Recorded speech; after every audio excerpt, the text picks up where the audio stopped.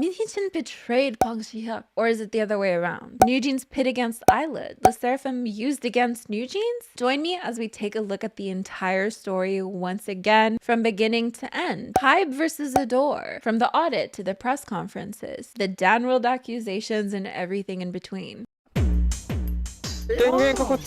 So you're telling me that because Illit copied NewJeans that now Minhyejin wants to gain independence from Hybe? Or actually Hybe wants her to step down? What in the world is going on? There has been a lot of big news coming out between Hybe and Ador. Now, if you don't know what any of that means, I'll explain it to you. But essentially, this has implications for both NewJeans and Illit. This wouldn't be the first time that Hybe is beefing with the company, though it might be the first time they're beefing with one of their own labels. The last time we heard anything of the sort, they were beefing with SM. Do we all remember that? They wanted to absorb SM as they've absorbed so many companies so far. But before we get into that little history lesson, don't forget to like, comment, and share this video with the friends you don't have, and keep on watching if you're interested in hearing about the accusations being made towards Ador's CEO and the accusations from Ador's CEO towards Hybe, what this might mean for NewJeans' future, and so much more in this episode of Kpop Investigations, where we basically take a specific subject and do a little bit of a deep dive into it. But first, a little bit about Hybe and Ador. What is their relationship to one another? So Hybe Corporation, of course, used to be Big Hit Entertainment, home to BTS. Originally established in 2005, the company ended up growing so big that it now houses so many companies, including but not limited to Source Music, Belift Lab, Pledis Entertainment, and of course Ador. So Ador is technically a subsidiary of Hybe Corporation. And the CEO of this sub-label is actually Minhyejin, who previously was a creative director at SM Entertainment for almost 20 years. But now she's more known for having created NewJeans, for being the driving force behind the group. She is credited with NewJeans' vision, which was quite problematic at the beginning. You know, people thinking that the inspirations behind NewJeans and certain implications were questionable. But despite all that, the group ended up being so popular with their back to basics, all black hair nostalgic concept that was seemingly quite fresh at the time. Now, I know some people are going to bash me about this. I'm not saying it didn't exist before. I'm not saying it was invented by them. My point in describing it as such is just to say that there was a huge shift in K-pop from 4th gen to 5th gen. We saw the very popular teen crush get taken over by boring core. Now, it's not technically boring, but we're just seeing these new concepts embrace simplicity. A simplicity that we haven't seen since 1st gen K-pop, where dyed hair wasn't as common and naturally the sound was of the time. I actually have a whole podcast episode about 5th gen K-pop, but enough about my life story. That's just a quick explanation about Hybe and Ador and what their relationship is with each other. Hybe has a bunch of labels underneath them, one of them being Ador, and Ador is home to NewJeans. So what is going on between the two? The big breaking news that came out this morning is that Hybe is initiating an audit of Ador. On April 22nd, industry representatives reported that Hybe initiated an audit of the Ador management after detecting attempts by Ador to become independent. Hybe reportedly called for a shareholders meeting to hold the Ador management accountable and to also appoint additional Ador director from Hybe, as both Ador's current directors came from the company with Minhyejin from SM Entertainment. It was additionally reported that Hybe sent a document calling for Minhyejin's resignation as Ador's CEO. So Hybe has actually responded to this report by saying it is true that an audit was initiated. So the main accusation here is that Ador wants to become independent from Hybe because, as we mentioned before, Ador is a subsidiary label of Hybe, and Hybe actually owns about 80% of the company. So it seems that Hybe was tipped off about this information, which initiated the audit. And then, as we read, their goals would be to add someone from Hybe into Ador's current line of directors, because Ador's current line of directors are all Minhyejin's people. And then lastly, it seems that they want Minhyejin to step down as CEO of Ador, which, if you've been following Minhyejin for any amount of time, you would know she takes a great pride in NewJeans, in the creation of NewJeans. So what exactly is included in this audit? Now, it's been reported, not confirmed, that this audit would be about the leakage of sensitive information, including artists' personal information, photos and media of the trainees before their debut,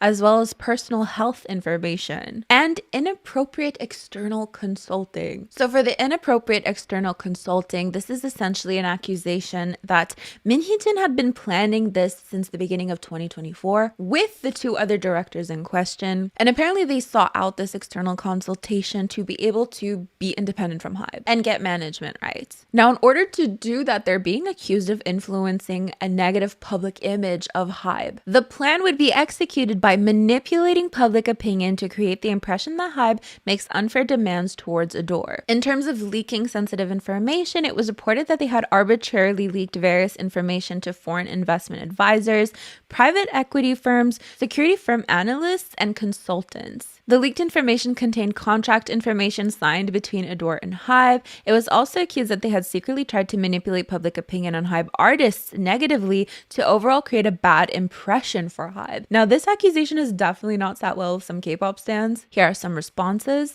That leaked artists' personal information and used it against Hybe idols to create a negative media play, kind of giving me the Sserafim debut era war flashbacks. So MHJ was leaking info about Hybe artists to target them with attacks, very likely including BTS as they are Hybe's main asset, and she's been working with Big Hit. That after being given everything from BTS money. If the artist's personal information for negative media play part applies to all Hybe artists, so many rumors in the past year just makes so much sense now. We do realize this isn't just spreading rumors to Japan, this also means possibly leaking info to Sasaengs and people that could literally these idols. This woman should be in jail. Trying to ruin other Hybe groups' careers just to achieve 51% of shares in a company that's never been hers and was made by Hybe itself is crazy and nasty. She deserves jail time. Leaked idols' personal information? It's very sus that for the past 2 years, BTS informations were leaked one after the other, and many things happened which was more than usual, and we were suspicious about someone in Hybe leaking those stuff. So people think that MHJ herself was personally responsible for everything bad happening in Hybe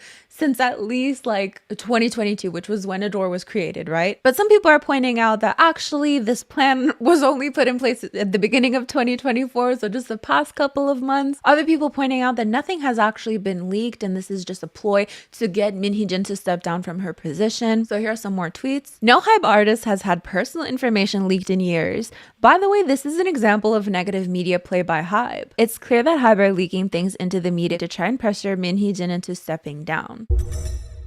Another accusation being made is that MHJ had plans to use NewJeans to betray Hybe, to have this whole plan work out to gain independence. Because one of the reports claimed that she went to the artist's parents to try to get them on board. Hankyung News Market Insight reported that one insider claimed that MHJ had planned on leveraging her relationship with NewJeans to force Hybe into relinquishing equity in the company. Rumors circulated claiming that CEO MHJ was looking for investors to break away from Hybe. I believe she was planning on using NewJeans to make Hybe sell their executive shares to her. This has led a lot of people to compare this to 50-50, the whole 50-50 situation with all members and their parents going against the CEO trying to get out of their contracts. But this time it would be the CEO of a sublabel trying to get away from the parent company. We also had Dispatch get involved in this as well. They're claiming that she's been wanting to do this for a long time now.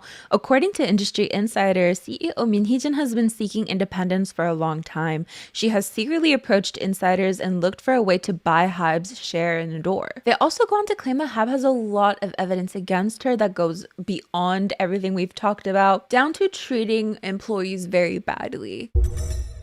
But we have all these reports, nothing technically confirmed, except for Hybe that has confirmed themselves that an audit has been initiated. So in the face of all these reports, what does Ador have to say for themselves? So they did release a statement. This is Ador Co. Limited, here and after referred to as Ador, and CEO MHJ. In order to protect our agency artists NewJeans, as well as for the healthy development of our country's music and culture industry, we will be making our official statement regarding the issue of Illit copying NewJeans. So this is effectively where Illit gets brought into this whole thing. To refresh your memory, even before Illit debuted, people were comparing them to NewJeans, that they looked like NewJeans, that they're a 5-member girl group like NewJeans, that they debuted with long, black, healthy hair like NewJeans did. And then when they debuted, people comparing the sound to NewJeans, people comparing the choreography to NewJeans.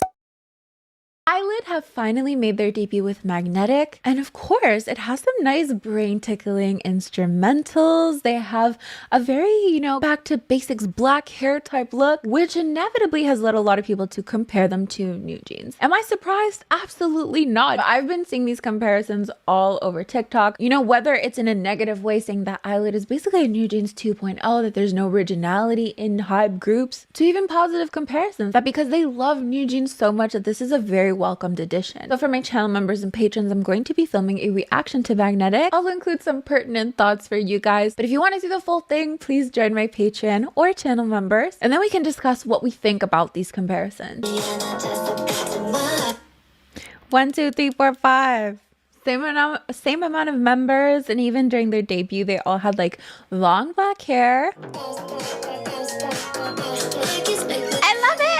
I swear, wasn't there a scene just like that in ASAP? I think they both definitely have a similar style and a similar like brain tickling vibes, if that makes sense.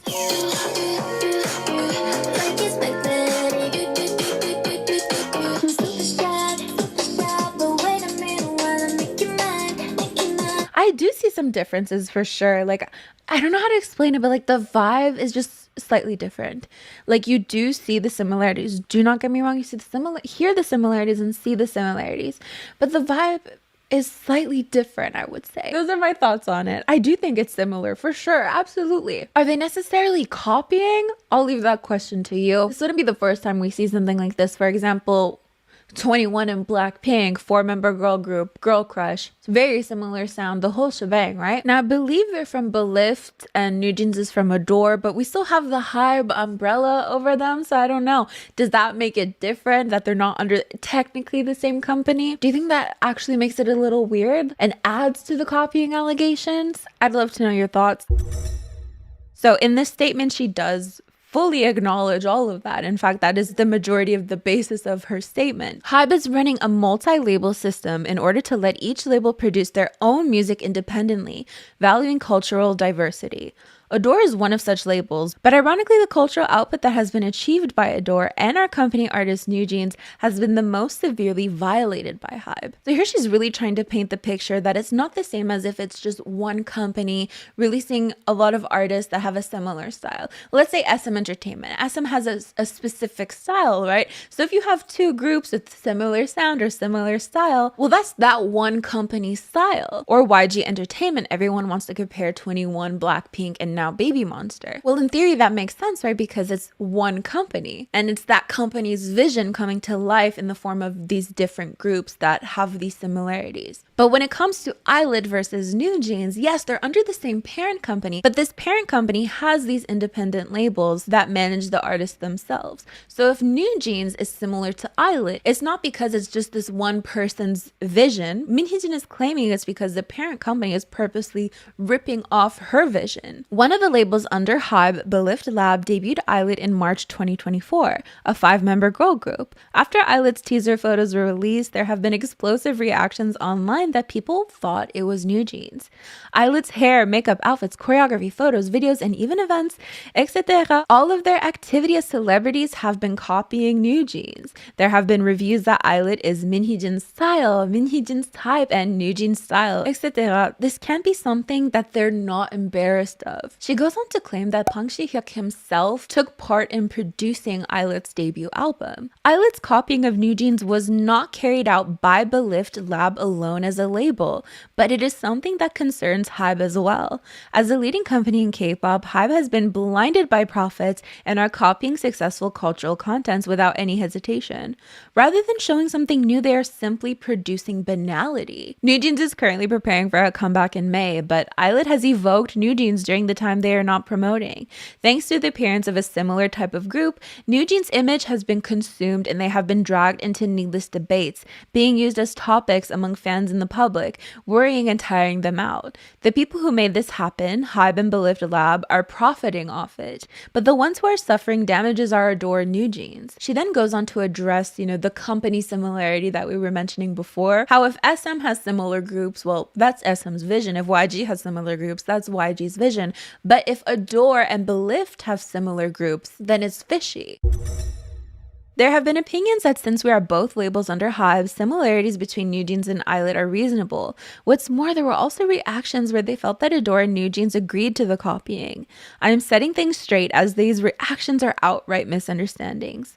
Under a multi-label structure, each label can produce the music they want independently. And just because you are under the same umbrella, it does not give you the right to copy another label's cultural output. And Ador has never allowed anyone, be it Hybe, Belift Lab, or anyone else, to copy NewJeans' output. Ador does not want Illit and NewJeans to be linked in any way at all. We have no intention of allowing anyone to promote themselves using the title of Who's and Who's Dongseng group just because they debuted under the Hybe umbrella. She goes on to claim that she did bring this up to both Belift and Hybe, that she's not okay with this copying, as well as successive issues regarding Hybe's treatment of NewJeans. But Hybe did not acknowledge Belift Lab's mistake, was busy making excuses, and bought time while putting it off giving us an answer. They then go on to talk about what happened today. Then today, on April 22nd, 2024, Hybe revealed that they are planning on taking steps to fire CEO Min Hee-jin, sparking concerns that Hybe is planning on destroying Ador's value. At the same time, Hybe is attempting to use the media to tarnish Min Hee-jin's name with ridiculous allegations of trying to steal from Hybe. How can protecting NewJeans' cultural achievements equate to hurting Ador's bottom line and mean that Min Hee-jin is trying to steal Ador's executive rights? It seems that there is another motive that is hard to understand. She says that neither company have apologized for the mistake that they made, and that they believe that this will all go away if Min Hee-jin is kicked out of Ador. Ador will exhaust all legal options to protect NewJeans' cultural achievements and to protect the group from further plagiarism. There is a chance that Hybe and Belift Lab will gather the differences between Illit and NewJeans and magnify them before their debut to bury this incident. As time passes, there is a chance that the fans and public misunderstandings will grow larger. Because of this, Ador has released a statement after discussing it with our lawyers in NewJeans. We hope that through this, Hybe and Belift Lab will acknowledge their mistakes, respect the cultural achievements of others, and rather than plagiarize, add to our nation's entertainment industry through their hard work and creativity. Thank you. So let's read some responses to this statement. So much drama, but to be honest, when I first saw Illit, I think they're NewJeans. Poor girls, Illit didn't catch a break since their debut. So they're basically saying Illit is copying NewJeans from style, choreo, and appearance. Ador is accusing Hybe of prioritizing profit over originality and causing damage to NewJeans' image, and Ador never allowed or consented in copying and is taking action against Hybe. Oh, no, seriously, they are right. Illit is like a washed version of NewJeans, including the music too, including every concept type 2. And with the rise of Illit could cause a generic feel of NewJeans, even other groups have started making NewJeans like concept and style. As an observer, the statement from Ador raises important concerns about artistic integrity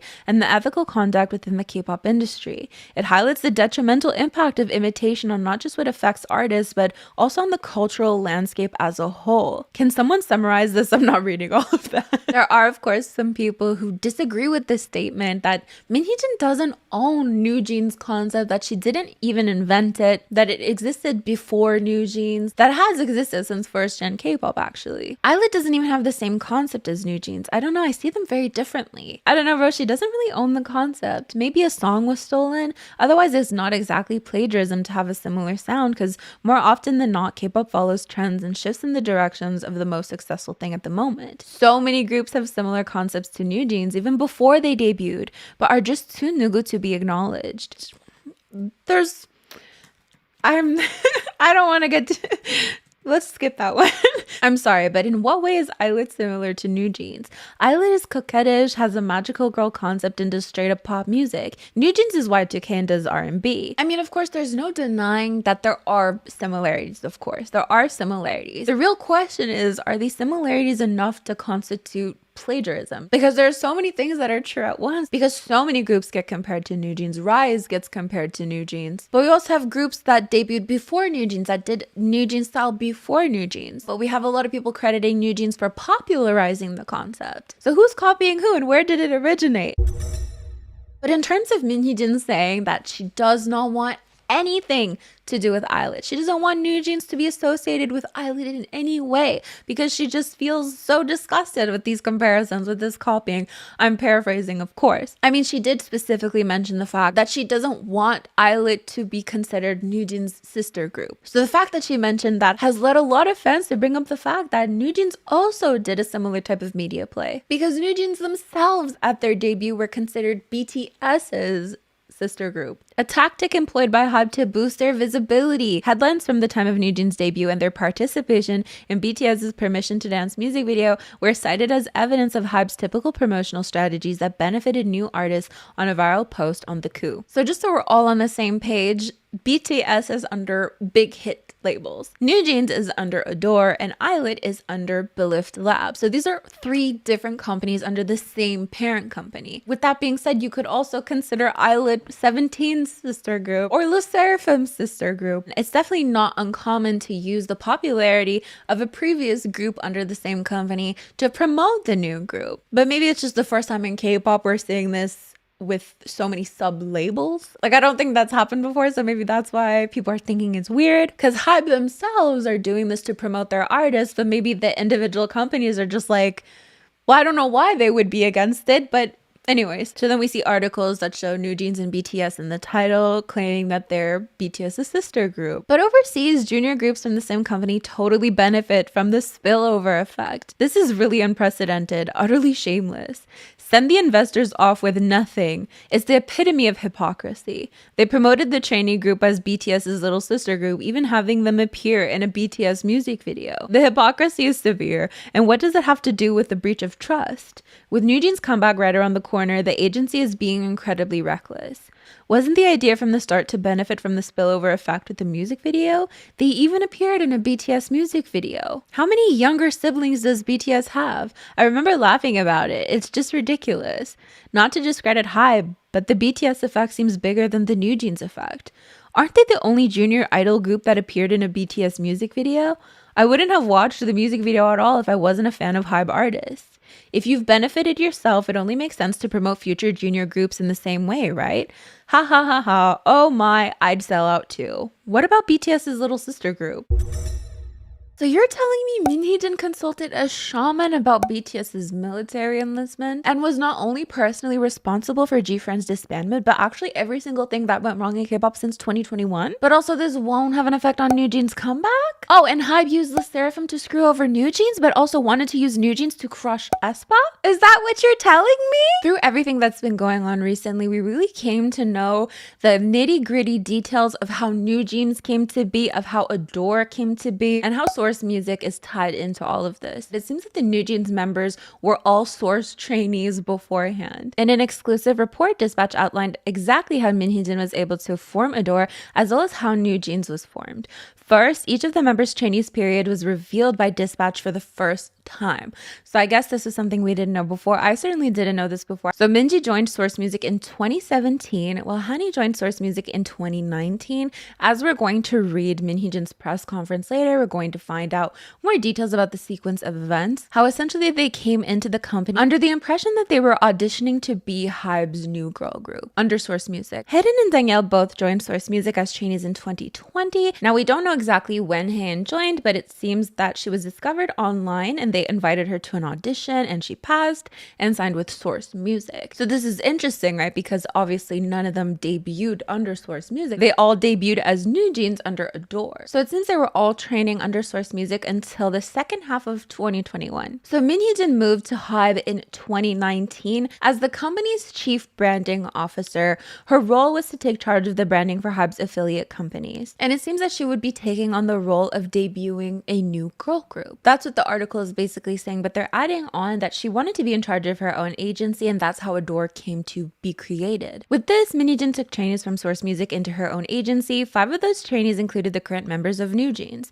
but instead the training expenses for these 5 trainees for the time they were at Source Music were sent to the agency. So Dispatch is saying that Minhyejin does deserve a lot of credit for the formation of NewJeans. However, those 5 trainees in particular were originally chosen by So Sung-jin. Due to NewJeans' success, she was rightfully rewarded though. Hybe's directors allowed her to purchase Ador stock at low prices in the first quarter of 2023 instead of making her purchase stock options. So because of NewJeans' success, she was able to purchase around 18% of the company, which makes her the second largest shareholder after Hybe. So basically they're saying because of this deal, she was able to circumvent 45% on tax shares she acquired. That's tax stuff. I don't get it. You don't get it. Maybe you do. Let me know. It seems that when she received the stocks, they were in the red. So Minhyejin received her stocks from a company that was already already losing money and also did not have to pay any taxes on it. In addition, stock options for a company will vanish should the holder leave the company. However, regular stocks can be freely bought and sold at any time. They go on to write more about this information about the stocks in the company. You can pause if you'd like to read more of it, but the big picture here is essentially that she benefited from Hybe's system, plucking all of the trainees she wanted from Hybe's trainee pool. If NewJeans succeeded, Minhyejin would be credited. If NewJeans failed, the debts would be covered by Hybe, not Ador. Thus, NewJeans' fame cannot be single-handedly credited to Minhyejin. That's their report. So for now, keep in your mind that Dispatch is trying to paint it in the light that Minhyejin took so much benefit from Hybe. So here's some netizen reactions to this. I thought that it couldn't have been easy to gather 5 members with beauty and skills, but it turns out that she just plucked them. It's a relief that Sserafim made it big. Said they were trainees in G-Friend's label, right? Source Music is the giving tree. Minji is NewJeans' most recognizable member, but Minhyejin didn't even choose her. It seems the Sserafim had to scramble members together because Minhyejin took all their trainees, lol. There was a reason why the group's members were lacking. So Minhyejin claimed all the acclaim while Hybe footed the bill, lol. I think 20% is too much. She should have just been left with 0% or 5%. Wow, I thought Minhyejin participated in casting the members. I think it's safe to say there's definitely a lot of people really angry with Minhyejin at this point. There's a lot of things that we're still going to look into. However, the support for NewJeans themselves seems to be still quite strong. And I'm going to give you a second to guess what the only natural course of action would be at this point in time. Protest tracks, of course. So let's read some of the protest tracks that were sent. Bunnies belong to Hybe. We support NewJeans. Minhyejin, stop using NewJeans in family. Minhyejin, stop slandering other artists immediately. This is in reference to her bringing up Illit specifically, saying that Illit copied NewJeans. But in response to that, a lot of fans were saying that NewJeans copied Speed, particularly the music video for Body and Soul. Now, if you compare the music videos for Attention by NewJeans versus Speed's Body and Soul, you see a lot of similarities. The vibes are very similar. So people are saying it's hypocritical of her to say that when she herself has seemingly taken a lot of inspiration as well. And there's also rumors that she brought up other groups as well. We'll get into that. But let's read some comments about the protest tracks. Fans are hurting the most because of this. Don't make tear falls from the fans' eyes. They're saying the right things. They made their request clear and to the point. This is the best that fans can do for now. I'm usually against tracks like this, but I'm all for it in this situation. They wrote what was needed. The fans are right with this. The fans have the right mindset. This is the first time I'm supportive of sending trucks. It's so unfortunate for the fans. The fans are smart. The fans have a deep heart.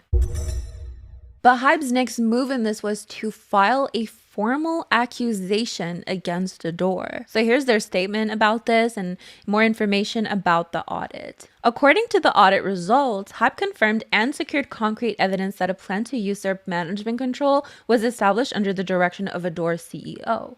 One of the auditees submitted digital evidence containing information about the plan to seize management control and contact outside investors and admitted that they had written documents to attack Hybe during the investigation.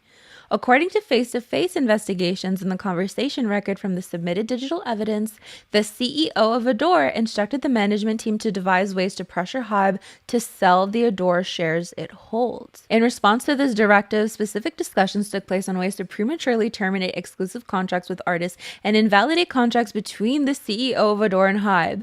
Conversations such as pull in global funds and make a deal with Hybe, critically counterattack everything Hybe does, and think of ways to torment Hybe also ensued. The conversation record also contained execution plans such as preparing for a battle of public opinion in May and making Ador an empty shell and taking it away. Hybe also obtained a statement from the auditee that the wording ultimately leaving Hybe was written exactly as what the CEO of Ador said.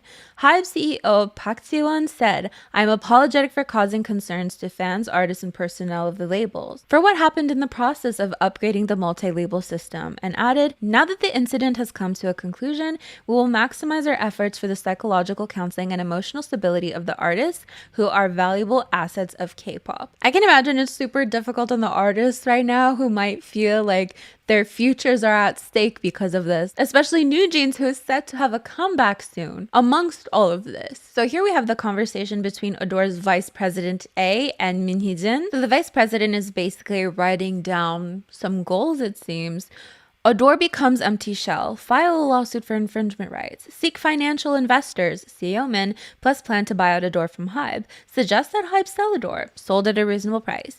CEO Min is the CEO of Ador, plus acquire Ador shares with the cashed out money, plus newly signed redacted contract. If this happens, the leftover redacted percent that wasn't able to be sold in the past becomes useful again, with Min Hee-jin responding, wow.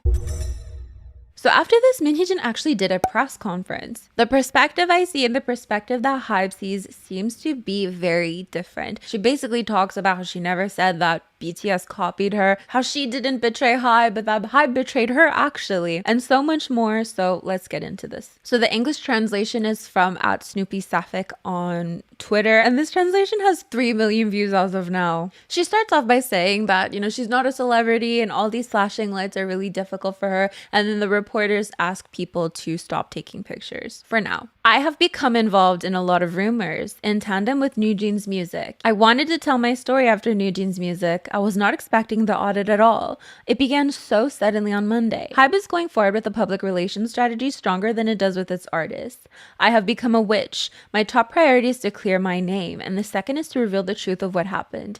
It will be a long event today because the ways I and Hybe perceive the situation are very different. She then talks about some dark things, which we're personally not going to discuss in this video. So she addresses the accusations. I did not expect that such attention would be focused on me. I never expected that they would monitor my Kakao Talk messages and want to me. I'm eager to speak, so it would be strange for me not to. I resorted to holding this event at such a short notice. They're hitting me with the management sees frame, but I just cannot agree. I know that's what you read, but when I speak about the plagiarism issue, it's like people dismiss me and think I'm talking about something completely different. So it seems that Hybe took the vice CEO of Ador's laptop, and that's how they got some of those conversations. And she says that this feels like the greatest scam of all. I know I'm the sinner in your eyes, but Hybe CEO Park Ji-won, who used to be so close to me until lately, and everyone else who attacks me right now, has me thinking, what started all of this? She goes on to say that she made an internal report and that there are so many stories that stem from there, and that she's been going through a really hard time the past couple of days. The things that I talked about comfortably with Park Ji-won have made me the grumpy old woman. The things that I've been saying with my vice CEO are just things that we discuss out of intimacy. Yes, some things went over the line, but it's because the conversations have been rid of the context where they came from. If someone framed you in a certain way and edited your own conversations, it would be so easy to make a new story out of it. Can you imagine if every instance that you talked badly about your boss or your higher ups, imagine every single one of those instances was put on paper and used against you? I can't even imagine. And I think there's a part where she even acknowledges you should be able to complain about your bosses. But moving on, she goes on to ask, how can they do this to me? And then she touches again on her mental state. I joined Big Hit Entertainment as the chief brand ambassador, not Source Music. I have never tried to hijack control of Ador. As an employee, you can complain about your job and your boss. And then she denies trying to take control of Ador, claiming that things were said, but you would need to know more context to understand. Her attorney basically reiterates this as well. There was no incident where men tried to diminish the company value. You cannot plot to breach the trust. This just doesn't count as that. I'm actually looking forward to the report they're filing to the police. She then claims that it's not her that betrayed Hybe, but Hybe betrayed her, and that they want to take her down because she doesn't want to listen to them. No one has done what I have done during the 30 years in Kpop. So now we're talking about the offer that Bang Si-hyuk made to her, that he would treat her better than a board member, that they could create the Min Hee-jin world. She took on the role of creating a girl group because apparently he wasn't confident in doing so. To add on to this part, because it's not in this translated tweet, there's some translations going around to the effect that Bang Si-hyuk didn't want to create a girl group under Big Hit, claiming that ARMY are too jealous. Big Hit has a lot of female fans because of BTS. We can't make a girl group here because female fans might get jealous of girl groups. We have to make a girl group label. There's a team that already exists. He promised to support her, but at that time there wasn't the label Ador. It didn't exist. It was before Hybe bought Source Music. Bang Si-hyuk was the chairman of Hybe. What he suggested was that Big Hit has more fans because of BTS. We needed to make a new girl group label, so let's buy Source Music. They have trainees, so why don't we use them to debut a new girl group? I said no at first, but I wanted to be cooperative because I had just moved to a new company. Essentially, it was between, starting her own label and using her own money and potentially going broke, or just using an existing company structure already. So I thought, let's just join a company and get paid. She does, however, emphasize that disbanding G-Friend had absolutely nothing to do with her. So this is where we start bringing Sserafim into it. Source Music wasn't a well-branded company, and Hybe wasn't even branded back then. So what Hybe told me was, Minhyejin girl group, let's intrigue people with that. And what would a girl group from the BTS agency look like? So that's where everything gets started. And they created an audition process based off of that branding, Source Music and Hybe. And Wonhee was the first one that they could cast out of those BTS girl group auditions. Danielle, Hedin, and Han joined us. I had control because I was in charge of the creative work. There were trainees other than the NewJeans members, but I pushed through because I thought they would be a good fit. She then talks about 19 and how her and Pang Si-hyuk were kind of butting heads. They weren't really seeing eye to eye. He wasn't really seeing her vision. But then she came to find out that the Hybe girl group was actually going to be centered around Sakura and Chaewon of IZ*ONE, and that's where Sserafim was created. I swore at them saying, "Are you out of your minds?" The trainees all came to me because it was going to be a Minhyejin group, not a Source Music group. I never knew that they were recruiting Sakura and Kim Chaewon, but when they said they were debuting that group first, I said I was going to quit and open a press conference. Park Seo-won asked me what he could do to make up for this situation, and this is how Ador was actually created, because she didn't want NewJeans' debut to be delayed anymore, and they were supposed to be the first Hybe girl group under Source Music. There's a time for everything, and you never explain all this to the members and their parents, I told him. They never apologized to the parents. The parents were so angry. They blamed Source Music because they were afraid that NewJeans might not debut because of the Source Music girl group. I didn't want to turn my back on the trainees because I would be abandoning them. They didn't even let me see the girls. I told them that I'd take these girls because I wanted to help them debut. I wasn't stealing them. So of course, at the beginning of the video, we were talking about how people are saying she literally just stole Source Music trainees. She didn't even pick these trainees. She just stole them from Source Music. But she's saying it's actually different from that. I thought that making Ador would be for the good of the girls and the shareholders, but it seems Pang Si-hyuk wouldn't let her do that unless Hybe held a 100% stake in the company. But it was my branding and my creation, but I don't understand why. She goes on to say that had she fought this, that it would have taken so long. And it seems NewJeans' debut was already delayed at this point, so she just gave in. I said that I felt like I was giving birth, and I really did. It would have been disgusting for me to say all this to the children, but I did tell the parents because they too were angry at Hybe. We had so much to say to Hybe. Then Park Seo-won came to us and told us not to promote NewJeans before Sserafim's debut because they wanted people to think that Sserafim was Minhyejin's girl group. Oh, that's interesting, isn't it? Because a lot of people said that NewJeans came out of nowhere, and they really did. They came out of nowhere. Is this literally why? Were we all thinking it was just some new innovative marketing tactic, but it was really just internal issues that caused that? Pang Si-hyuk asked me, "You can beat aespa in December, right?" But that was never my goal. Now, when aespa was mentioned, it didn't really go over too well with some fans, and actually aespa is trending on X right now. And I found this tweet that I really wanted to share with you guys. Real footage of them trying to step on aespa. I thought that he was a really generous person, but I found that he was different on the outside from how he was on the inside. I know that I look weird to him. He suddenly asked me after NewJeans released Ditto, "Are you happy? Why are you laughing? I want to know." Why wouldn't I have been happy? Doesn't the conversation seem really weird? Our relationship had changed. So she starts pointing at a screenshot of a text conversation at the screen behind her. When the hell can we start promoting NewJeans? The reason that we separated the company was because they broke the promise and debuted Sakura first. There are more text messages being displayed behind her, it seems. This doesn't make sense. It's like you're telling us that you'll meddle with our business and you want to see us do it by ourselves. They expected nothing from us, and that's how I made NewJeans. It's like the stepsisters are bullying me, but I will win. It seems that Park Seo-won told her not to tell people that NewJeans was totally a different team because they wanted to purposely confuse people. Isn't this the true breach of trust? Trying to diminish the value of a subsidiary? It's like just pushing the higher ups. They never let me promote NewJeans as the first girl group from Minhyejin because they intentionally wanted to confuse people. That was all Pang Si-hyuk's doing. Now we're moving on to the mentions of BTS because it was reported that she would consult shamans for like major company decisions or who to hire within the company, and it was reported that she even asked the shaman about BTS going to the military, basically stating that it would be better if they went to the military, right? It would be better for her if they went to the military. The report basically said that she asked the shaman, "Will BTS receive exemption from military service?" And the shaman said that they will go. "I will send them. It's not like they won gold medals." And then apparently she asked the shaman to make sure that this happened, saying, "I think it would be more beneficial for me if they are not around." It seems that with the shaman, she also mocked Pang Si-hyuk himself, saying that he lacked basic knowledge, that he was only copying and imitating, with the shaman saying even if he copies and imitates, he does it in a way that brings in money. With Minhyejin responding, he honestly got to where he is now by copying my work. This is where the whole accusation comes from, where apparently she said BTS copied her. But in the press conference, she's addressing this.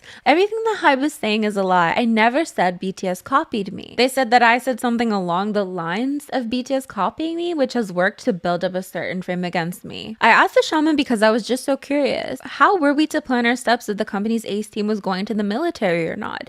I'm going to report to Hybe for privacy infringement. They're censoring my messages. She is my friend. Can I not have a shaman friend? She asks Bang Si-hyuk if he's not ashamed of himself and that NewJeans really feels like her babies and that they've been calling her and crying about this, feeling sorry for her, which feels oddly reminiscent of literally when this happened with SM and Hybe. That SM was like, aespa cried about their comeback being delayed and everything, about planting trees and all that jazz. Do you guys remember that? She goes on to claim that a mother of one of the NewJeans members was encouraging her with this, saying that she needs to tell her story because she's being witch hunted. That Hybe was trying to make her the witch and that Source Music is the victim in all this. And she mentions the internal report once again. I would not have made an internal report if it were about the money. I can make 100 billion won without doing any of this.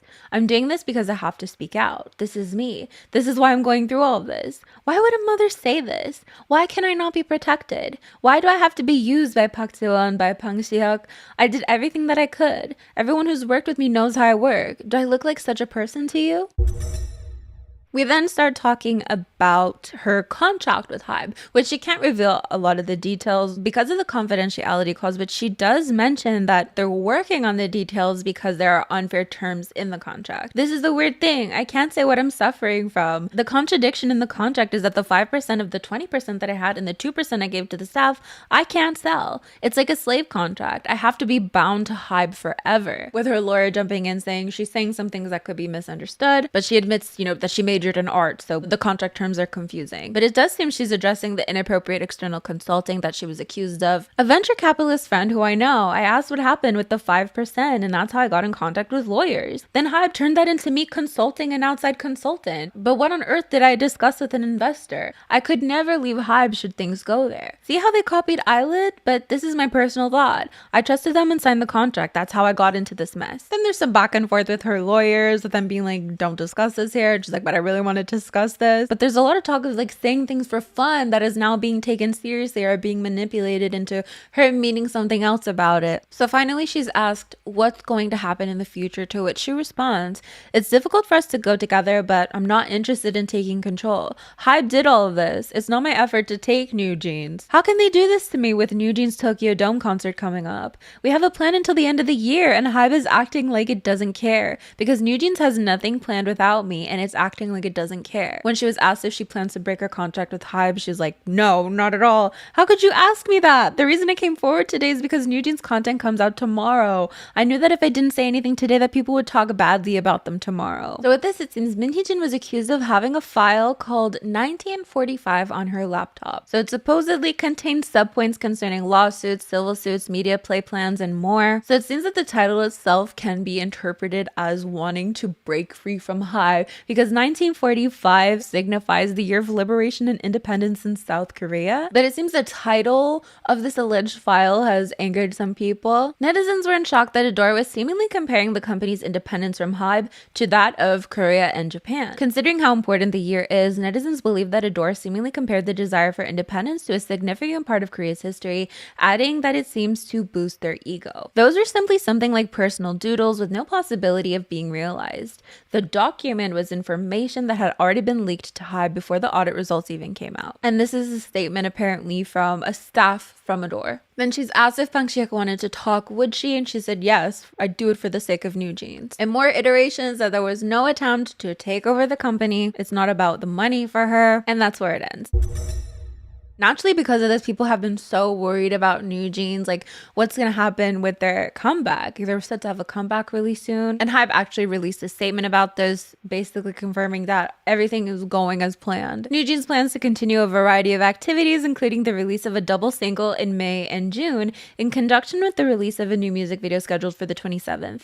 Our company is committed to doing its best to ensure that NewJeans comeback activities are not hindered. They're acknowledging the multiple malicious posts that have been made, groundless malicious slander, mockery, and belittlement, and of course the whole legal action spiel they usually make about this stuff. In addition, we plan to provide support in all ways for the psychological healing and emotional stability of the artist. We earnestly request an end to the indiscriminate attacks and belittling actions against the artist. I mean, the fact that this is all so public is really hard to avoid, isn't it? I don't know. Am I being naive? I feel really confident that NewJeans' comeback is gonna be fine. They're gonna be totally fine, right? Right? Like if you think back to Hybe's feud with SM, it was so messy. And I remember thinking like, you know, poor aespa, how are they going to recover? Are they going to be able to recover from this? And they're fine. They're literally so fine. But in terms of Minhyejin's conference, Hybe did also respond to that, basically saying there were so many lies to what she said. There's so much that is far from the truth to the point that it's difficult to go through them one by one. They're saying that she distorted facts, that she's mixing up timelines. We can refute all claims with evidence, but we have decided to not mention them one by one as we judge they're not worth responding to. However, we will diligently comment about the facts that must be clearly stated in business terms among the inquiries from the media. We respectfully request CEO Min to stop lying that there was no offer for dialogue and that there was no email response, return the information assets as requested, and respond promptly to the audit. And then they ask her to resign from her position, as she has already proven herself unfit to be in charge of management.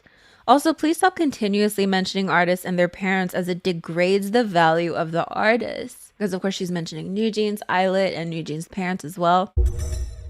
So to conclude the basics of what happened today, Hybe is set to file an official police complaint against executives of Ador on charges of breach in trust and other offenses. Minhyejin, of course, is denying these accusations of trying to go independent with Ador. So with that, we just have to wait and see what is going to happen at this point.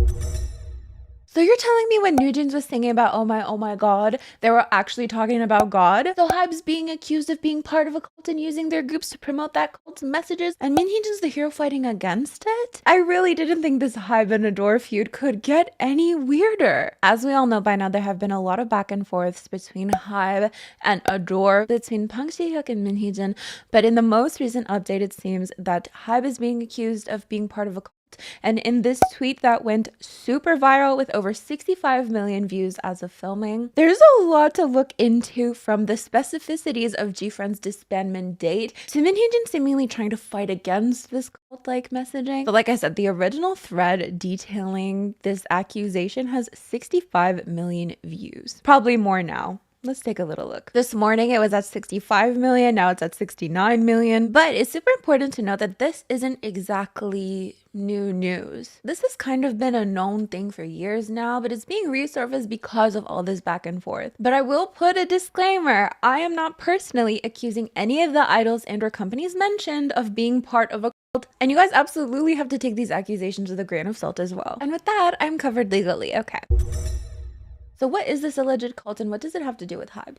So the founder of this alleged cult, we're saying alleged because it's really rare that if a cult is actually a cult that they would come out and say, hey, we're a cult actually. It's usually other people accusing an institution of being a cult rather than that institution considering themselves a cult, because we understand that's not a really good thing, right? Just so that's clear. But the founder of Dahn World considers himself, according to his website, a New York Times bestselling author, an innovative leader in brain potential development, and a dedicated advocate for a peaceful, sustainable world. It goes on to talk about how he developed brain education, which is a mind training method that helps people create their own health, happiness, and peace and use it for the benefit of all, which we will see more of this brain education a little bit later later on, but he's been accused of promoting pseudoscience and of course being part of a cult. But how is Hybe connected to this? So the founder of Dahn is also the founder of GCU, which is the Global Cyber University. What is GCU known for? They are known for being the BTS university, as 6 members of BTS have attended the university. Now, if we go on the website for this university, under why GCU, it clearly says BTS University.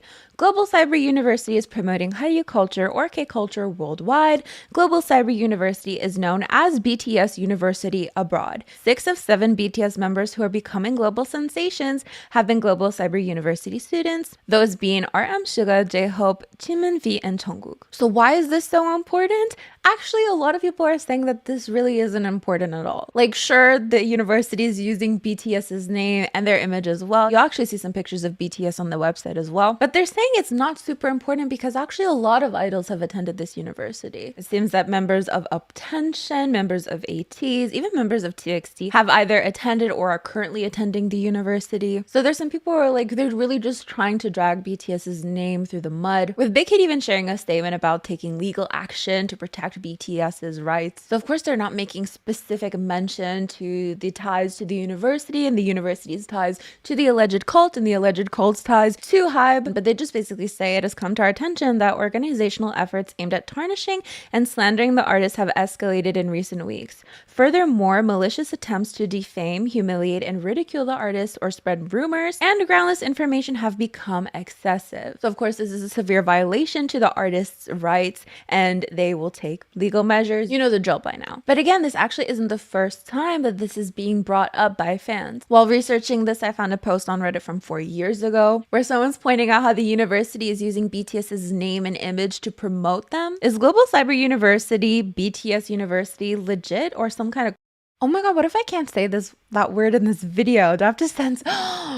God damn it. As I mentioned before, it also seems some TXT members also have some ties to the university. And there was actually a post from 2021 titled, "Please Save TXT from a Cult." So in this video in particular, you see 2 members have an emblem on them. They're wearing hanboks with an emblem on them. And according to that blog post from 2021, the 3-legged crow ornament signifies Dahn because in 2010, he ran a brisk business of selling chi, channeling ornaments, and one of the ornaments were in the shape of a 3-legged crow. So this blog is saying that because the 2 members who are attending the university have those emblems on them, that Hybe is trying to send subliminal messages about Dahn. Would dressing the 2 Dahn based CGU attending members in the 3-legged crow hanboks make us uncomfortable or not? Dahn, wait, no, damn you Hybe effers. But this article in particular goes on to say that the 3-legged crow isn't specific to Dahn, and we're going to see this a lot in this video, that yes, there are associations of specific symbols to Dahn, but Dahn didn't necessarily invent these symbols. So it's like, is it an association to Dahn, or does Dahn just also happen to use those symbols? The 3-legged crow, though, isn't exclusive to Dahn. It is a mythological creature present in East Asian cultures and therefore not out of the ordinary to be embroidered on a hanbok. So those are some of the previous accusations that have been known for a while now, but that are now being brought up once again. But what about this tweet that has 69 million, probably 75 million views by the time this is uploaded? Well, this tweet makes mention of GFriend. So GFriend, of course, under Source Music, but it's important to keep in mind that Source Music wasn't always under Hybe. Source Music was its own entity. But then Hybe bought Source Music, and so GFriend's last comeback was under Source Music, who was under Hybe. And GFriend's last song under Source Music, who was under Hybe, was called Mago. So it's said that within this alleged cult that they worship Mago, who is a goddess in Korean creation myths. She is known as the Great Goddess, a creatrix, a ruler of the first age of Korean history, the age of Mago. So this is another thing where Dahn didn't create Mago, they didn't invent Mago. Now he did apparently put up a Mago statue in Arizona and founded the Mago Earth Park. So here's a picture of that, but the statue has since been taken down. But Lee continued to base a lot of his activities out of the area where the energy vortexes served as its main tourist attraction. So the fact that GFriend's last song is called Mago seems to have a connection to Dahn, but of course that's not it, because their last album as well, where Mago was the title track, is called Walpurgis Night. So what does Walpurgis refer to? It's essentially a holiday that has the goal of keeping evil at bay to ward off evil spirits. In Sweden, typical holiday activities include the singing of traditional spring folk songs and the lighting of bonfires. In Germany, the holiday is celebrated by dressing in costumes, playing pranks on people, and creating loud noises meant to keep evil at bay. There's also a thread detailing all of this, saying that it's the night of burning witches, but I can't access the tweet anymore, though there are no mentions of witches here. But what's interesting about this holiday is that it's celebrated on the night of April 30th and the day of May 1st. So people are saying that this is super significant because GFriend disbanded in May of 2021. Now the date seems to be May 22nd, though I've seen some people cite May 17th and some people cite May 2nd as well, which I don't think that's right, but it doesn't matter because none of the dates really line up anyways, but they disbanded in May 2021, while the Sserafim debuted on May 2nd, 2022. So May 2nd would be the day after the Walpurgis night. So a picture is starting to be painted here because people are saying that GFriend's last concept was a modern witch concept and that Le Sserafim's debut concept was an angel concept, especially with their name, right? Seraphim, which of course refers to angels, and we see a lot of angel imagery in a lot of their teasers and stuff, and Unforgive It. You get the gist, right? The Seraphim are the highest order of angels in the Pseudo-Dionysian hierarchy. So it seems to all tie together, right? GFriend's witch concept sent them out of source music, and a year later, a day after the Walpurgis night, which is of course the name of GFriend's last album, Le Sserafim then debut. The purging of witches and then the birth of angels type thing. There's also the fact that MHJ's shareholder meeting was supposed to be held on April 30th, which is mentioned in this tweet, which we're at 70 million views now. So some people think that this is clear messaging in line with Dahn World. Let's move on to NewJeans because this is really interesting. There's an accusation that the lyrics to OMG are referring to Dahn World, and quite obviously as well. So of course in NewJeans OMG, you guys have all heard the song before. Oh my god, tan no punya. So the lyrics, tan no punya, translates to I only have you. But of course we have the word tan, right? And the emphasis on the tan no punya has people speculating about a new meaning to this line. Tan sounds like Dahn World, essentially translating to I only have Dahn World when interpreted as such. They also of course sing about oh my god, asking all the time about what I should do. So some people are speculating that rather than the song being about someone you're interested in, about like a crush, that it's actually about seeking guidance, that it's actually a message about Dahn World. Dahn World, I only have you. Someone even brought up a clip of the behind the scenes of the recording process of the song where someone's asking Danielle to put an emphasis on the word Dahn. It could be good if you can more clearly hear the word Dahn, which is read in the text on the screen. It's just Danielle's face here. She's just like, which if you want to look into the nitty-gritty details and like look into things a little too much, her face would tie into the whole Minhyejin theory about the OMG music video that we're about to get into. Because the theory is that Bang Si-hyuk wanted this messaging to be in NewJeans' song, but that Minhyejin didn't want this, but ultimately she had to give into it. But her way of rebelling against this messaging was through the music video, which is why they're saying that the setting of the OMG music video was in a mental hospital as a way to kind of say that people who follow cults are mentally ill. And then also in the music video, we have Hani speaking, and there are people pointing out that the way she said you in Korean was quite particular, was quite unique because the word for you in Korean is 당신. So the way she pronounced it almost sounded like 당신, Dahn World, and shin meaning God. So like Dahn God rather than you. I exist for you. I will run to you wherever you are. Whenever you call me, I will show you whatever you want me to show. I will speak for you. I will sing for you. What is it that you want from me? 저는 당신을 위해 존재합니다.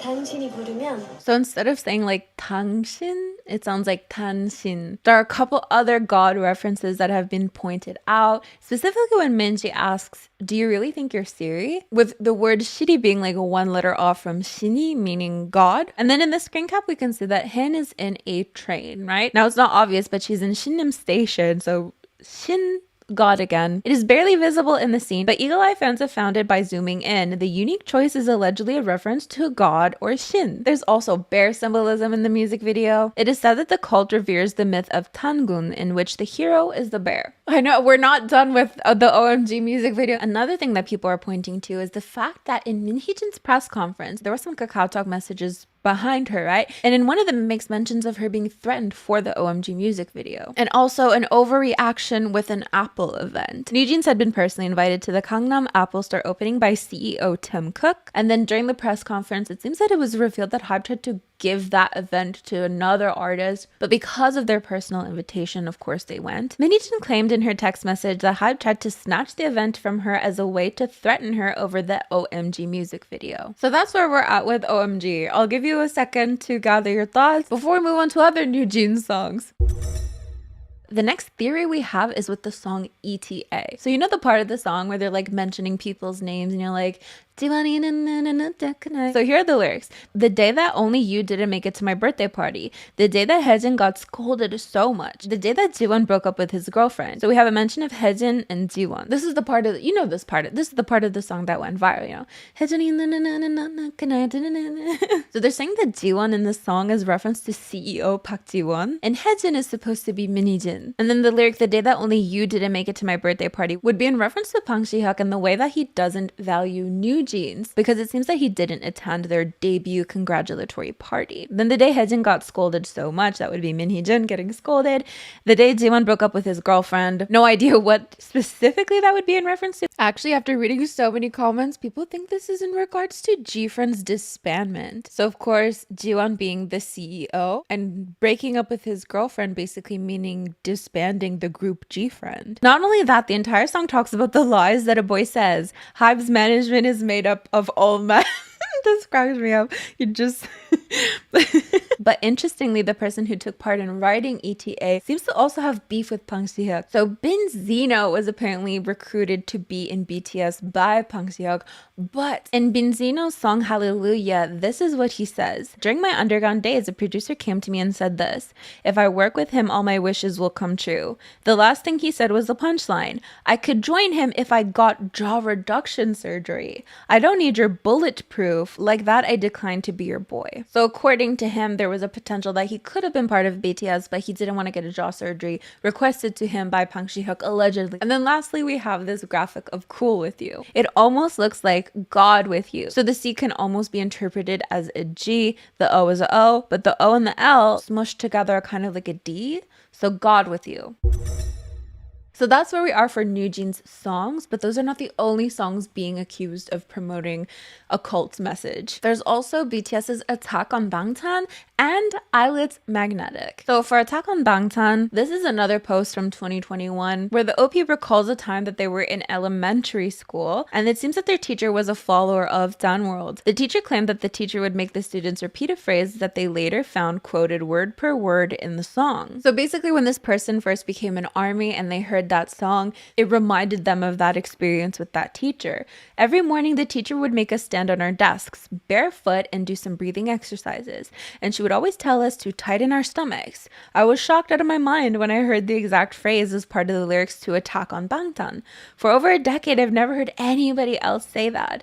But then to hear it in a song? And then Illit's Magnetic. So we talked a bit before about brain education. So what does magnetism have to do with all of this? Well, it seems that the founder wrote a book titled Magnetic Meditation. And local Dahn centers in Korea have been active in promoting using magnets to meditate the Illit way. Come to Jeongam Branch Dahn Meditation Center to learn magnetic meditation. So as with a lot of things as well, just keeping everything in mind, just like tighten your stomach can be something associated with Dahn, it can also just be something you say, right? And just like magnetism is something related to love as well, it's also related to Dahn. Do you know what I mean? I just don't want to get caught in the Kpop stan crossfires. I'm just here to provide the information, okay? Oh, a screenshot of a Google search result for Dahn finger exercises have been circulating. So if we remember the choreography for Magnetic, ooh, ooh, ooh, ooh, ooh, ooh, ooh, ooh. And then here are the screenshots in question. Do they look super similar? You can let me know what you think. So interestingly enough, I actually know the whole reason behind this. Like, I actually have some super exclusive information about this. Like, the reason this is all happening is because of aespa. Hot search, netizens notice that since the release of aespa's drama,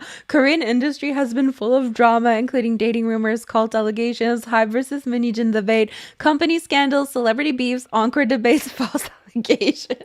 I thought that was just so funny. Ziggy ziggy zag, I'm true. Because I go picky picky bad, it's true. So here's the thing. I am still looking into this actively. And I have no doubt that now that this has gone viral, there's going to be so many people who are going to say like, oh, this is connected to Dahn World and this idol did that thing that's connected to Dahn World, but also those things independently exist outside of Dahn World, right? So it's not concrete evidence that they have any ties to anything in particular, but it's like, if it is true, it could. Do you know what I mean? And like, there's Jungkook using a specific brand of soy sauce means that he's tied to like, do you know what I mean? Weavers as well. People are saying that the name for Weavers comes from the name Weaver's Mind, which is a company that runs a famous brain training academy. And actually some people are saying that the reason that NewJeans uses their own app for communication, that they don't use Weavers, that they use phoning instead, is because of this connection. Brain Study did release a statement saying that they have no connection. We do not have any ties to the establishment being mentioned. The things being mentioned are completely untrue,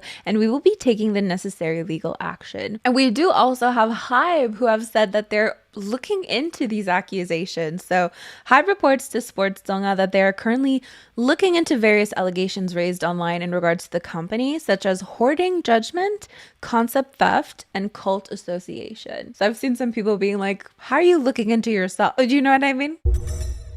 Did Winter's dad shade Pang Si-hyuk? And is NewJeans Danielle okay? This is actually a story that I super misunderstood at first. So essentially, Winter took to Bubble to talk about how supportive her family is. And she shared what both her brother and father said in response to her recent struggles. Now, I originally read this as she was having trouble with her Instagram, but it seems that she shared she was having struggles on Instagram. And here I'm looking at the reactions from these people and I'm like, that's a little dramatic if, you know, she's just having a little Instagram glitch, which I didn't even hear about, you know? I couldn't wrap my head around why the reaction was so dramatic. But anyways, this is what her brother said in response to that. So when I mentioned on Instagram that I was struggling, my brother said he'd take care of everything for me, remember? After seeing that, my dad was like, I will crush them all for you, my baby girl. So really showing the support from her brother and her dad, right? Again, me thinking that like she had a glitch on Instagram and they're like coming for Instagram or something. I'm like, damn, but I totally misread it. But there are a lot of people bringing up the fact that this might be shade towards Pang Si-hyuk. So if we all collectively remember back literally not that long ago, it's still ongoing, the feud between Ador and Hybe. So when Min Hee-jin was doing her press conference, she showed text messages behind her. And one of the text messages was from Pang Si-hyuk, and he's asking if she can crush aespa. Now, some people are saying that the word crushed in Korean, or the specific word that was used, can be translated in many ways. I've heard so many different iterations of this word. It actually means you hate someone, you want to crush them like a bug, and other people saying it's actually just like competition wise, and it's super normal within the context. Like for this translation, it says, I will trample on everything for our daughter. Winter's dad said he'll trample over everything. Anyone can tell that he's taking a jab at that agency's CEO. This is freaking refreshing. But it's really interesting that the same word is being used now by Winter's dad, which is why people think it's shady. So here's what some K netizens think of this. Winter seems to just be telling her fans about a random anecdotes from her family. What jab? I love Winter. She's just talking about her family. Laughing face emoji. She's just sharing about her family though. I'm pretty sure that's just an inside joke to her. Is she allowed to take a jab? They're the ones who started attacking her first.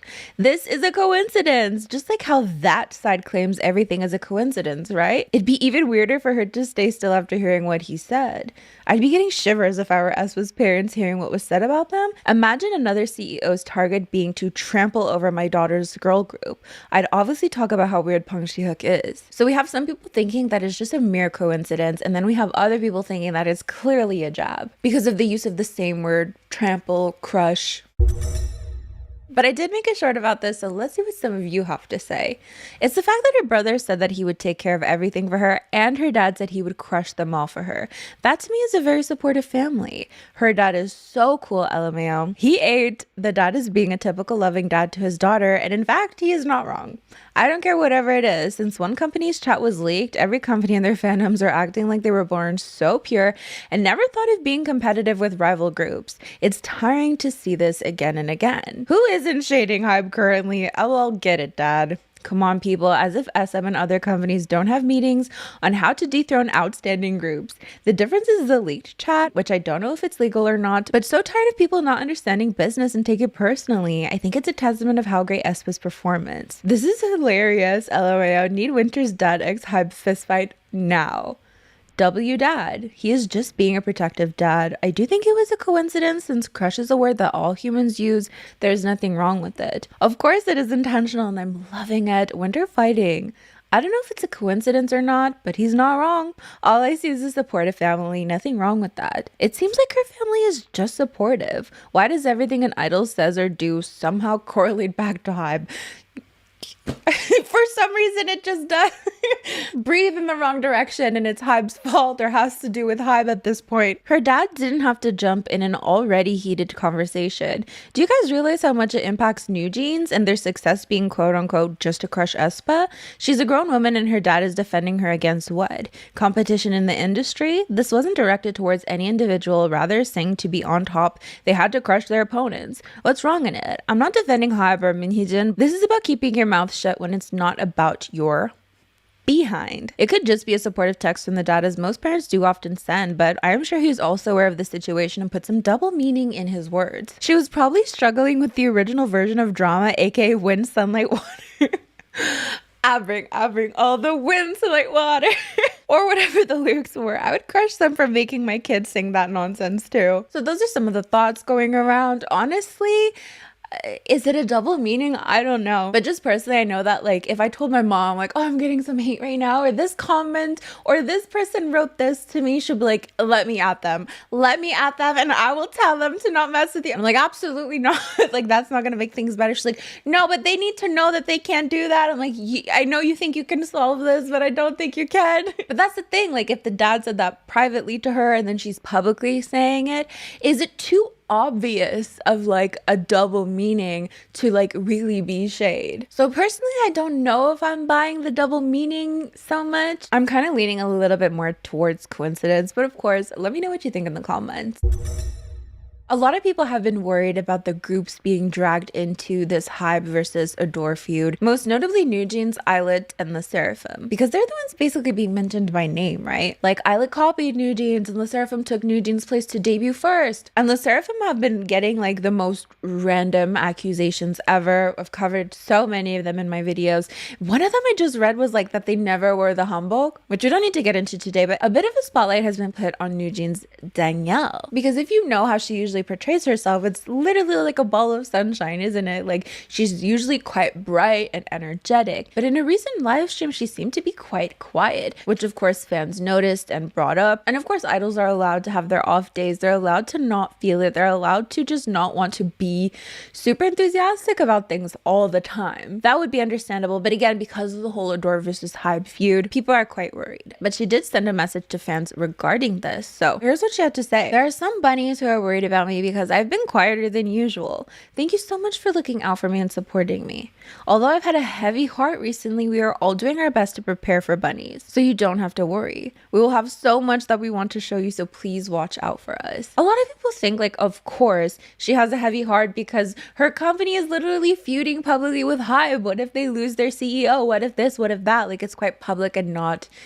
Like, I can imagine being in the midst of this and just thinking maybe your future is uncertain. But a lot of people are also pointing to the fact that member Hyun is on hiatus for their comeback. So it was announced about a month ago that she was taking a break because of a foot injury, but it was more recently announced that she wouldn't be participating in the next comeback. But that could also be, you know, the reason for the heavy heart. I did make a short about this one as well, so let's see what some of you had to say. I mean, it is obvious that it would have some effect on the artist, but I'm happy the fans noticed and highlighted it.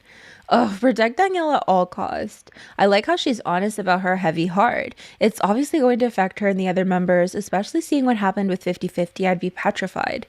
Considering her personality is typically the polar opposite of this, the toll this is taken is very apparent, sadly. She's so sweet. I hope for the best for them.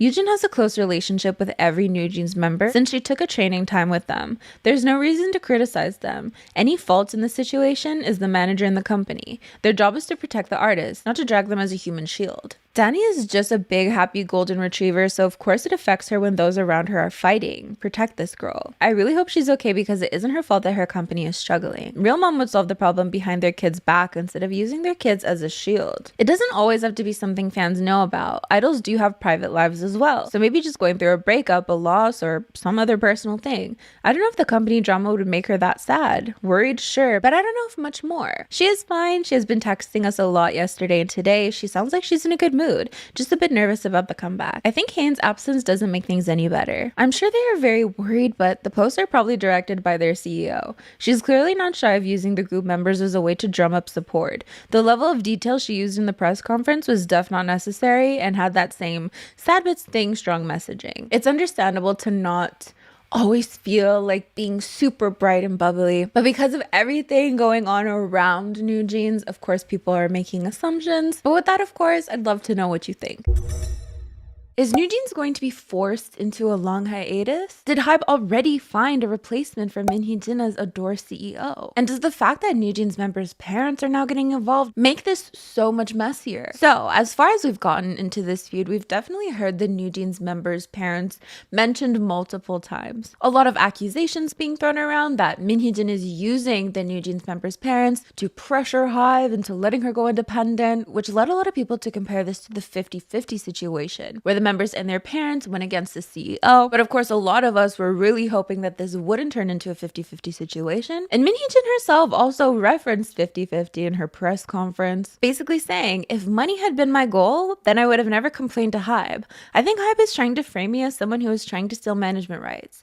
The 50-50 situation has set a precedent. I would never do something so stupid. So that's Jin's stance on that. But since then, an email was revealed to Ilgan Sports, and it was apparently forwarded to Hybe by Jin on March 31st. Also, of course, let's read this email together. As the parents and legal guardians of Kim Min-ji, Hani Pham, Kang Hae-rin, Marsh Danielle, and Lee Hae-in, NewJeans, we submit the following statement to Ador CEO Jin on March 31st, 2024. We express deep concern over the controversy that has risen with many similarities in concept, photos, music video, etc., styling, choreography, etc., between NewJeans and a group that debuted under another label of Hybe, hereafter referred to as OOO. So it seems that Illit is not being mentioned by name. Neither is Sserafim in this email, or perhaps it was redacted after the fact, but we're not going to see their names. And that has been a major criticism from the beginning of this, that these groups are being dragged unnecessarily into this, to the point that it's basically ruining their reputations, ruining their public image, but we'll look into that later. These similarities appear to be the result of intentional imitation by Hybe/Belift Lab. Belift Lab, of course, being a subsidiary of Hybe labels. What is shown in the series of concept photos, styling, music video direction, choreography, and internally produced content, along with the employment of NewJeans' debut-era staff who had exclusively worked with NewJeans without prior experience with other idols, make it difficult to deny the intentionality behind these actions.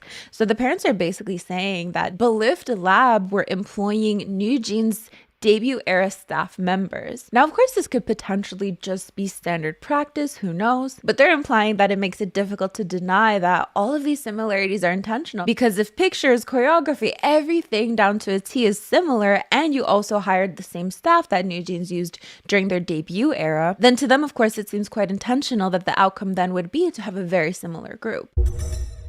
Content similar to NewJeans has already been mass-produced, and suspicions such as copying and plagiarism of NewJeans have circulated widely. It is deeply regrettable that another label under the same parent company could plan a team that is intentionally reminiscent of NewJeans' debut era within just 1 year and 8 months since NewJeans' debut. More than anything, we question the rationale behind such irrational planning within the same company, although it is common sense for teams with different characteristics to target different markets, especially when the debuts are not far apart. We understand that Ador was not involved or cooperative in this process. We request that Hybe/Belift Lab clarify their intentions behind these similar plans that were made arbitrarily. Moreover, marketing a new team in a way that cunningly draws comparisons to NewJeans poses a greater problem. Did Ador give permission to use choreography with identical motions? So later on, we're going to look at all of, the similarity accusations and even down to very similar choreography moves from Attention and Ditto. If these situations continue, this will undoubtedly damage NewJeans' reputation and brand value. As the public criticizes and refutes similarities between the two teams and various controversies and unnecessary comparisons are created, the NewJeans members are experiencing severe mental distress in this process, in which NewJeans' achievements until now can be damaged. Not only the members, but their families feel severe fatigue about OOO being mentioned together in almost all articles about NewJeans and on social media, and even feel helpless about not being able to stop this. We are upset and hurt that NewJeans is being used in unnecessary comparative analysis, and it is painful. So this we can even look back to a more recent situation where NewJeans were doing a live stream, and Danielle, who is usually quite bubbly, seemed super quiet, which is totally fine, right? It's human nature to not always be happy. But after fans noticed this, she did end up telling them that she's had a heavy heart recently. And we've had Minhyejin this whole time saying that NewJeans feel a certain way about this, and other parents saying that NewJeans feel helpless about this. On the TikTok video that sparked plagiarism controversies because OOO did not credit a foreign choreographer, a comment that received countless likes surprisingly stated, "I thought this was NewJeans. The relevant video has a high view count. Someone may view the video and misunderstand it to be NewJeans' fault. Even within OOO's internally produced videos, there was content that could be used as gossip. We believe that certain references within OOO's videos internally produced by Belift Lab were very inappropriate. As feared, relevant gossip was produced, and we discovered content mocking NewJeans on an online community. It is most unfortunate that this content was not filtered out, although it was all produced and edited by Hybe's internal production team. In terms of the content that could be used as gossip, that could then be used to mock NewJeans, netizens brought up the fact that Illit might have shaded Minji in one of their contents. So basically they're on a show and they have to pick between two dishes, one of them being kalguksu. Illit said this about kalguksu featuring Spotify Japan. So essentially they were choosing between kalbitim or kalguksu, and they ended up choosing kalguksu. Now for context on why this could be considered shady, NewJeans member Minji got into a big controversy when she basically said she didn't know what kalguksu was. This led to a lot of people to think of her as this, rich, out of touch, I grew up overseas type of person, because there's no way she wouldn't know what that dish was. A lot of people compared it to, chicken noodle soup. There's no way you wouldn't know what chicken noodle soup is. So a lot of people thought she was pretending and purposely being pretentious, to the point that it kept being brought up all the time. And in a live stream, someone brought it up and she quote unquote lashed out about it. And I put it in quotation marks because she just spoke kind of quickly about how, of course she knows what kalguksu is, but not only did she have to apologize because of that, but she also clarified that of course she knows what kalguksu is. She was just thinking to herself that she's never personally tried it. So because she's a picky eater, she was just thinking to herself, what does it taste like? Not that she didn't know what it was. So that was her clarification about the situation. But there was even a news station that made reference to it in what people thought was an inappropriate way. They then took it down and apologized for it. It was a huge, huge thing. So people think that by Hybe/Belift including this in Illit's content, that it's purposely shading Minji, because that was such a big controversy for her. Some might argue that because the dish is so popular that it wouldn't be weird for them to include it in the content. But there are people pointing out that one of the members said the trend is kalguksu, which could be a reference to the whole Minji thing. Why randomly say that the trend is kalguksu? Looking at everything that happened now, this doesn't look good for them. This was indeed so random. This isn't the members' fault. It's the way the editors wrote the captions that make this look intentional. Did they really all say that? It's true that the timing was funny. It makes me wonder just why? Why so randomly? Isn't this just forced hate? What was the context for this? Were they doing some Food World Cup? Kaibijin for me, this looks like forced hate. So of course it wouldn't be Illit's fault themselves, right? They're not the ones, pre-planning everything in their variety shows. They're not the ones in charge of that. And even in Minhyejin's conference, she basically said it's not the Illit members' fault. Of course, the blame would lie on Hybe/Belift, right? But let's continue with this email. Do Belift Lab/Hybe have any intentions of protecting the brand value of NewJeans and each of its members? The reason it was not treated as a major concern is because absurd situations occurred frequently.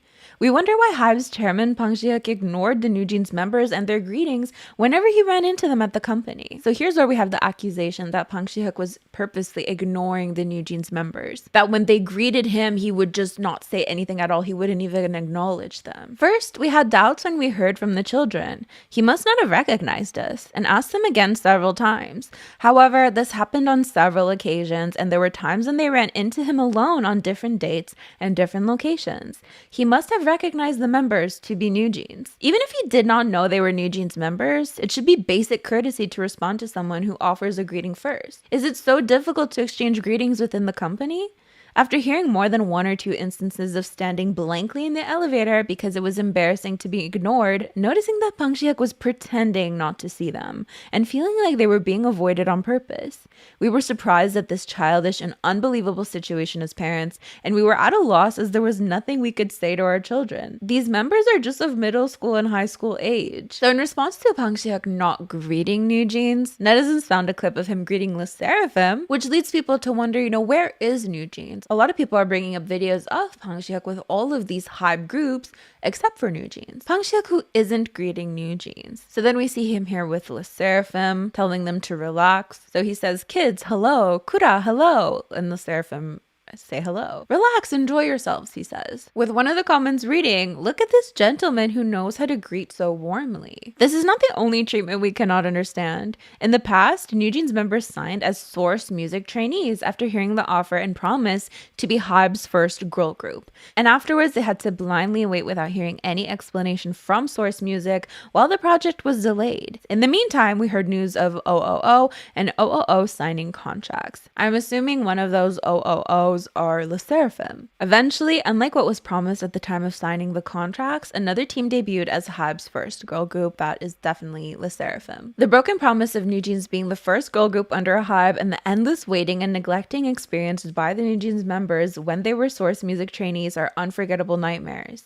Due to the challenging process experienced at Source Music, there was a member who considered giving up on debuting. So of course we don't know who this member is, but I can definitely imagine your prospects of debuting were completely overturned, and then who knows if you would ever make a debut. The ongoing plagiarism issue that is currently shaking up various fan communities and social media are the results of Hybe's unfair treatment and lack of transparent communication, and we believe this is only the beginning. We object to the use of NewJeans as a strategy to deliberately attract attention only when needed by Hybe under the reason of being from a Hybe sublabel, and we express regret that Hybe/Belift Labs promotional methods that were carried out arbitrarily without request or consultation, although there was no involvement or prior agreement with Ador, and we request corrective measures. Considering issues that happened from the past to the present, including the content we could not include in this email, we, as NewJeans legal representatives, believe that it will be difficult to restore broken trust in Hybe. It has become clear through various incidents that Hybe does not respect NewJeans, which worries us about Hybe will exploit NewJeans in the future and what they will imitate next. With heavy hearts,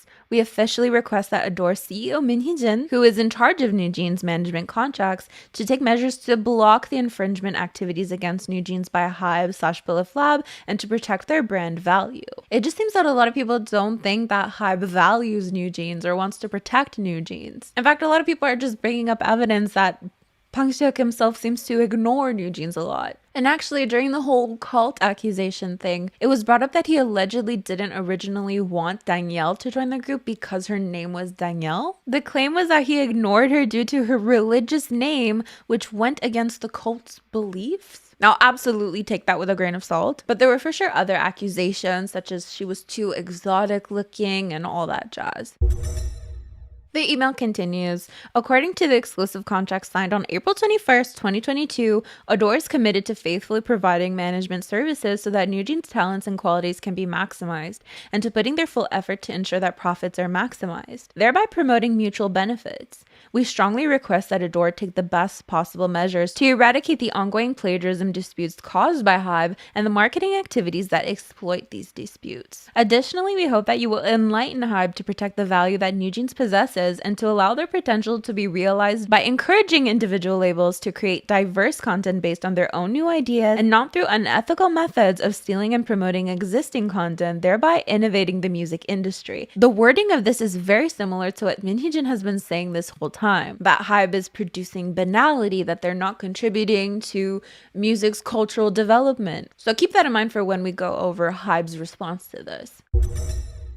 We read an article stating that the OOO members mentioned at their debut showcase, producer Pang Si-hyuk meticulously monitored our practice videos and gave us feedback, indicating that chairman Pang Si-hyuk has taken charge of their overall production. If no one else but the chairman directly produced it himself, it would be appropriate to employ a differentiation strategy considering the existing teams within the company. So basically, because the chairman himself is directly involved in the production of Illit's debut, which was heavily compared to NewJeans, they're basically implying there's no excuse to have such similarities. In fact, as CEO overseeing all these labels, of course he would be fully aware of what groups are doing what concepts. So of course he could have done some things to differentiate the groups, but he didn't. So the accusation that Illit have really copied every single thing about NewJeans since debut goes way further than just having long black hair. So we do now have the full translated press conference by Min Hee-jin, and she even says in the press conference, anyone can have long black hair, but it's really just all these similarities put together and the fact that they're under the same label. So we have this little compilation here. Illit's company accused of copying NewJeans' production formula too much. So beyond the black hair, beyond the sound similarity, this comes down to even their promotional activities seemingly copying NewJeans' promotional activities at debut. So I have the logo and typography design. So Super Real Me, we have this kind of like VCR type of typography, right? And NewJeans, who also has a similar type of font. Design album covers and stickers that looks like they were doodled by the members themselves. So here we have NewJeans versus Illit again. And then NewJeans album here versus Illit's album down here. And then we have the use of 2D illustrations. NewJeans versus Illit. Then again, NewJeans and Illit.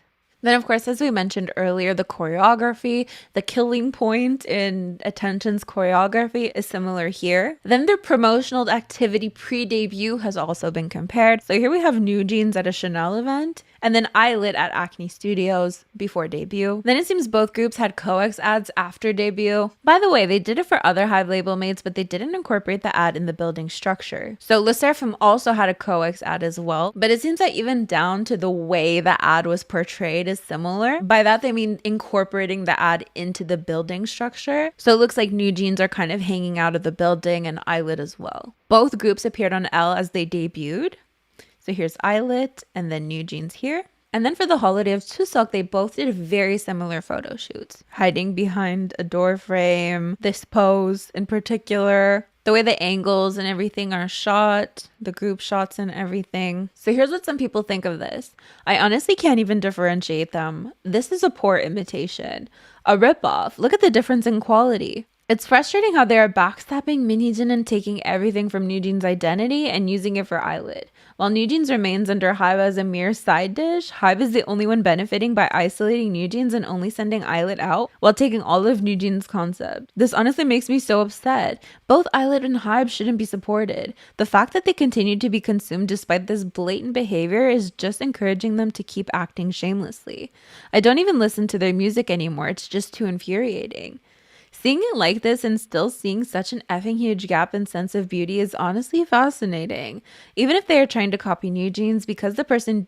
Oh my goodness. To be honest, this is way too severe, but the director and staff skills are just as important. The Illit members are cute and pretty, but the NewJeans members definitely look more refined and hip, so there's definitely a huge gap. Even I feel frustrated. Does Illit's director and designer have no pride? This will just make Illit be labeled as NewJeans ripoffs. So even when you're trying to copy something, you still need a strong sense of beauty. The more I scroll down, the more it displays Min Hee-jin's skills. I like Illit, but this is so annoying. Seriously, what wrong did the kids do? Hybe, have some effing shame. It shows how ridiculously low they view the public. The fact that they think they can just push their shorts and reels and have a viral moment so that NewJeans can be replaced and over and done with is honestly pissing me off. But the email continues. Moreover, if any overlapping content is discovered, even if it happens to be unintentional, it should be immediately corrected as a matter of principle. However, the impression from the interview article suggests his condoning, acquiescing, or even leading such actions, which inevitably raises the question about Hybe's ethical consciousness. So again, like, he could have done these things to separate the two groups, but nothing was done. In the wake of NewJeans' success changing K-pop trends to the extent that the term male NewJeans has been coined due to frequent imitation, is this a jab at Rise? We convey our strong condemnation for Hybe's compliance with this trend in its most severe form without any consideration for protection of originality. They go on to say that Hybe should be providing a sensible and healthy environment for its label's artists, and that they demand a strong protest against Hybe for the issues mentioned and await their response and corrective measures. So this is from the legal representatives of NewJeans that was sent to Minhyejin by the parents of NewJeans. So let's take a look at what some people think of the email. Wow, this is seriously so effed. The war is starting to escalate. Let's head to court faster.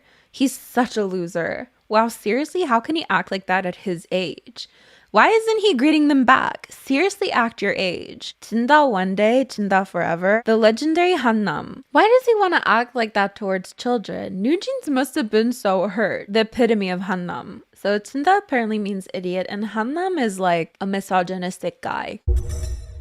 So as we've gotten used to all this back and forth, naturally, Hybe have released a statement in response to this email that was forwarded to Hybe by Minhyejin from the group's parents by the legal representatives of NewJeans members. So here's what they have to say. So they confirm that the email was sent to them by the parents of NewJeans as reported by the media. So they received the email on April 3rd, and they say that they replied on April 16th with content including that it is not plagiarism. So they're standing by their stance. We would also like to state that the claim that the start of the Ador incident was due to neglect, such as not responding to greetings, is a one-sided argument and not true. So when it comes to Pang Si-hyuk apparently ignoring the members' greetings, they're denying that. We find it very unfortunate that Minhyejin is using an old-fashioned practice as she drags in artists and their families in her own battles for her personal greed. So here's the evidence that they apparently have.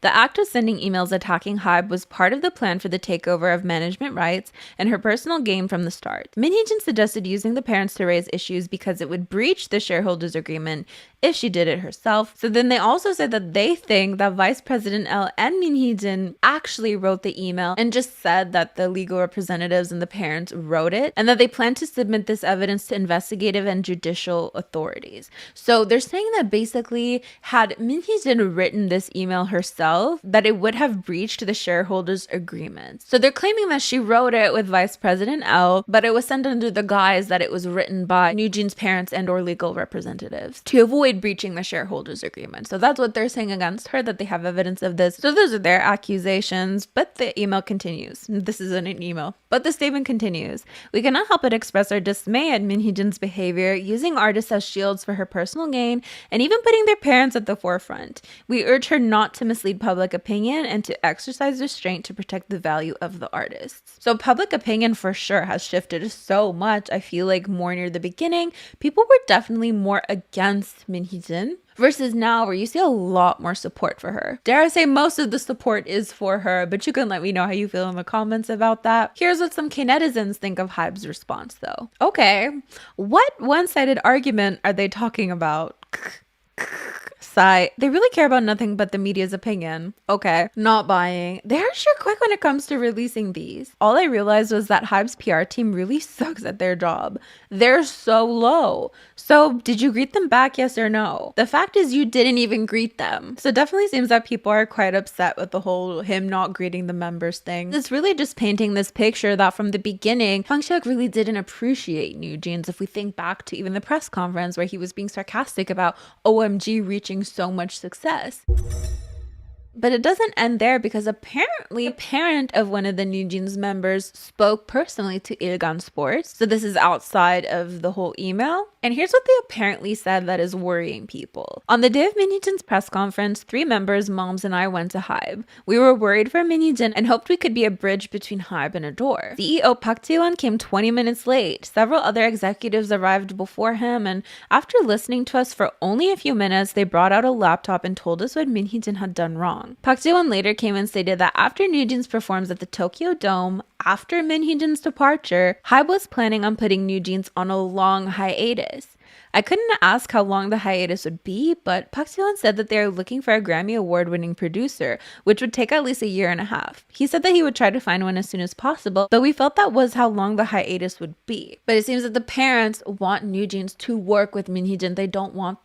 They don't want any of this to happen. This is something that all members' parents agree on. So Illit Sports apparently reached out to Hybe about this long hiatus, because oh my god, you're going to put a group in their prime. They're literally so successful, and you're just going to put them on a hiatus for potentially a year and a half. Who knows? We know how these hiatuses can be, right? It could be a 7-year hiatus until the contract's done, and then you find out, hey, we disbanded, we just couldn't say anything. Does it sound familiar? So the clarification about the hiatus is the following. When we said we were putting them on a long hiatus, we didn't mean they were going to be exiled. Usually after an idol promotes, they are given a hiatus. Then after they come back and promote diligently, this is what we meant. So essentially implying that it would be a normal hiatus. You know, you have a comeback, you do your thing, and then after you get a little bit of a break, which is what normally happens, right? But because of this whole feud, it does lead people to feel really worried about it, especially since there's reports that Hybe has already found a new CEO for Ador. Of course, unconfirmed as of now, but from the beginning, their intentions have been really clear that they want Min Hee-jin to step down from her position. But here's what some K netizens think of this report of a long hiatus. 18 months? LOL, are they sending them to the military? Wow, they're blatantly locking them down. Are they seriously crazy? Why are they doing this? This is sabotage. Why are they doing this? I feel so bad for NewJeans. Isn't there a way for Ador to leave that effing label? A Grammy producer is not what is important. They're just looking for an excuse to make the girls sit out. Also, the fact that they're even looking for another producer when the girls are doing so well just shows how out of touch Hybe is. This is what it means to lock them down. I feel so bad for NewJeans. Please let them go. Are shareholders just going to watch this unfold? I'm at a loss for words. Aren't they going to debut in Japan and perform at the Tokyo Dome? They were supposed to bring in more money for you guys.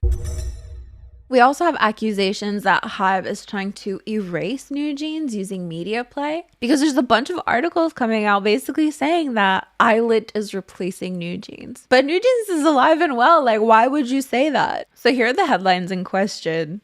Is NewJeans ruined? The real reason their brand power has hit rock bottom. Bang Si-hyuk's girl group Illit 5 members all take trendy spots. Replaces NewJeans. So it seems that in one of the articles they refer to NewJeans as unnies, which make it seem like the group is much older than Illit when really they're around the same age. But this whole like replacing NewJeans thing would feed into the whole Bang Si-hyuk not liking NewJeans to begin with, wanting them to go on a long hiatus, wanting to get rid of them, because it seems a lot of people aren't sold on this whole new CEO, new producer, new sound, new everything plan for NewJeans when they like NewJeans the way they are right now. A lot of people are saying this seems like clear sabotage of a super successful group. Everyone knows that brand power rankings shouldn't be trusted. What kind of article is this?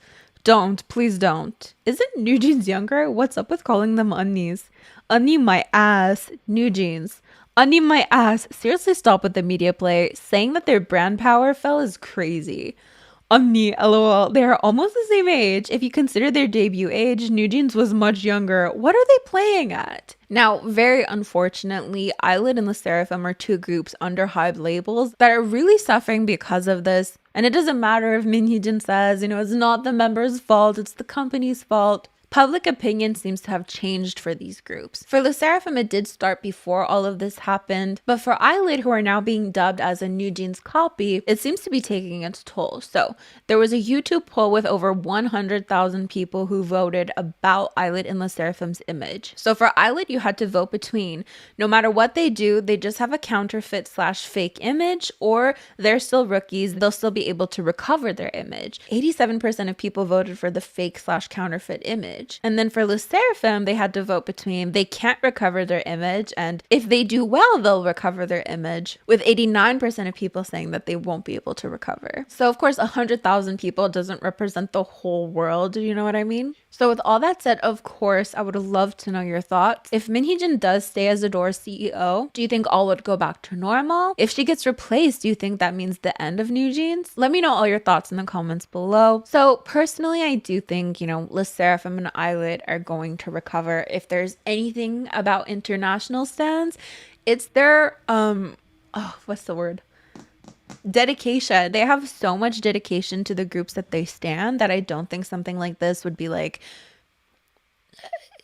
you know what I'm talking about. Like, an idol can do no wrong to international stands. So I do feel like they will recover from this.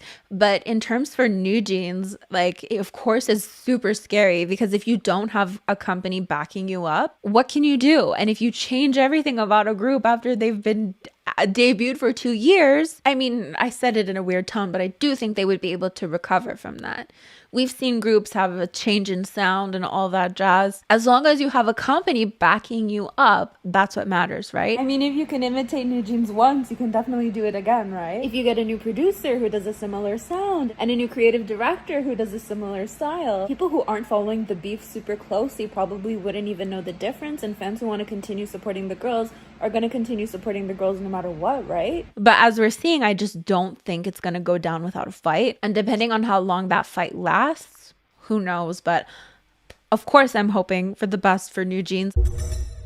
Is Hybe using Illit to gain sympathy? Hybe is constantly in the news. I was going to say in the news again. They never stopped being in the news. But this time, Hybe is being accused of using Illit's Wonhee to gain sympathy. So what happened? Essentially, Illit were doing a live stream. In this live stream, you're seeing all 5 members and there's an iPad in the middle. But then off to the side, you see Wonhee kind of like looking to the staff, like looking back and forth. And then people are saying that she was randomly given a phone. So people are saying that this happened out of nowhere. And then people are saying that she was seen deleting or reporting malicious comments. The initial news that was reported out of this is that, you know, Illit's Wonhee is seen deleting, reporting malicious comments. How sad. So this moment went viral because, of course, it's really sad when idols have to see their own hate comments, right? You would hope that the company would protect them from that. You would hope the company would have like huge filters put in place, a lot of moderators in the chat. I noticed Wonhee keeps on looking at the screen and reporting the hate. But then the accusation came about that this was actually all staged by Hybe, because people are saying it's weird that she was randomly given a phone just to delete comments. Like, why would you do that to her? The 4 other members focus on a tablet, reading the positive comments aloud. However,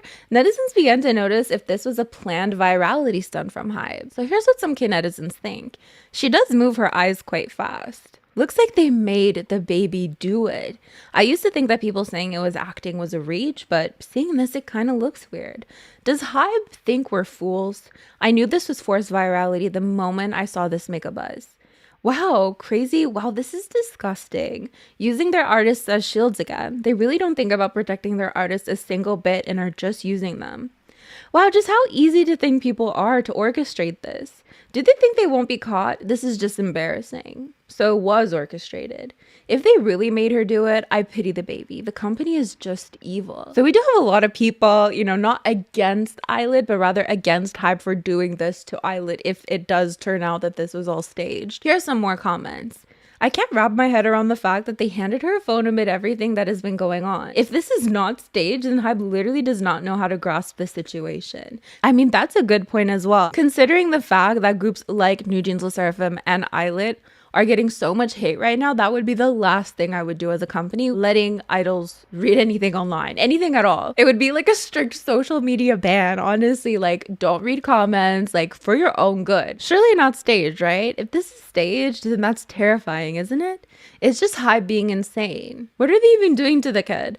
Hybe is seriously trash. Handing her phone out of nowhere? LOL. I feel terrible for the member. People need to stop bullying her. So of course, if Hybe planned all of this, if they planned to give her a phone just so that she could publicly delete hate comments and gain sympathy, then of course that's cruel. Like, why would you purposely make your idols read bad things about themselves and have them report it? Like, that's my thing. If I were running a company, I wouldn't want my idols to just be randomly scrolling through sites to read comments. Like, it's just so bad for your mental health. So rather than being against Illit, I do see a lot of comments just like being angry at Hybe for doing that to someone. If that is the case, of course. I mean, we've definitely seen idols call out negative comments before. Vocally, we've also seen idols report comments before as well. But I'd love to know where you stand on this. Do you think it was staged? Or do you think it's just bound to happen during a live stream? Moving on to the Sserafim, who are another group caught in the crossfires of the Hybe and Ador feud. But this time they're receiving backlash for seemingly avoiding singing. This isn't even recent. This is from a clip from 2022 that has since resurfaced. So 3 members appeared on the variety show K-Star Next Door, where groups typically do a karaoke segment at the end. However, for the Sserafim, it seems that they did a dance segment instead due to unavoidable circumstances, which obviously led to backlash. Because it seems until now, every other group has sang live. But for Le Sserafim, the live singing was replaced with a dance segment. Le Sserafim under fire once again for replacing live singing with dancing on a variety show. Sometimes a whole group will perform live, while other times the whole group won't be there and even the non-vocalists will perform, such as when some of IVE's members appeared on the show. But it seems when Kazuha, Sakura, and Inche appeared, there was some text that said, due to unavoidable circumstances, on the on-site conditions, we have swiped the Kpop live to dance. Now, it didn't say what the unavoidable circumstances were, but a lot of people are thinking that they weren't confident with their live singing. Maybe they did sing live and it just didn't end up doing so well, so they replaced it with dancing. Who knows? Nobody knows. Then the comment here reads, it's the first time seeing a group not sing live and just dance instead. Practice your singing more. So of course this just adds on to a lot of the hate that Le Sserafim have been receiving recently due to their live vocals. And here are some comments. Out of all the groups, even groups whose main vocals weren't present, they're the only ones who didn't sing. This is actually rather embarrassing for them. The unavoidable circumstances is so obvious. I just watched Amazing Saturday Anniversary episodes where Sakura had many celebs guest in it. She didn't even sing the shortest lyric while even non-singers sing. Okay, at the 1440 mark, let's see. Okay.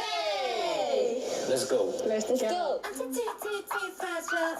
I wonder because he's saying, you know, sing your stress and then it randomly changes to dance. I mean, we literally don't know, right? But our story doesn't end there because it seems that people are accusing the show of shading the Sserafim. So the next episode of this show featured NMIX's Lily and Haewon, as well as Kiss of Life's Nadi and Belle. So they sang a bunch of songs and it was very beautiful if you got the chance to listen to any of them. Very amazing vocalist. However, some of the captions in this show upset some people. Now, of course, the Seraphim's episode came out 2 years ago, but it's resurfaced. So people are saying that the timing of the resurfaced Le Sserafim episode makes the following captions shady. So here we see, we do have K-pop idol vocalists. Crazy high notes match between NMIX and Kiss of Life. To say we do have K-pop idol vocalists could be interpreted in some type of way. And then the original video's thumbnail apparently said Idols Live, hopeful version, before it was changed to Idols Legendary Lives. So people also think that was quite shady. Am I the only one who finds the timing of these incidents fishy?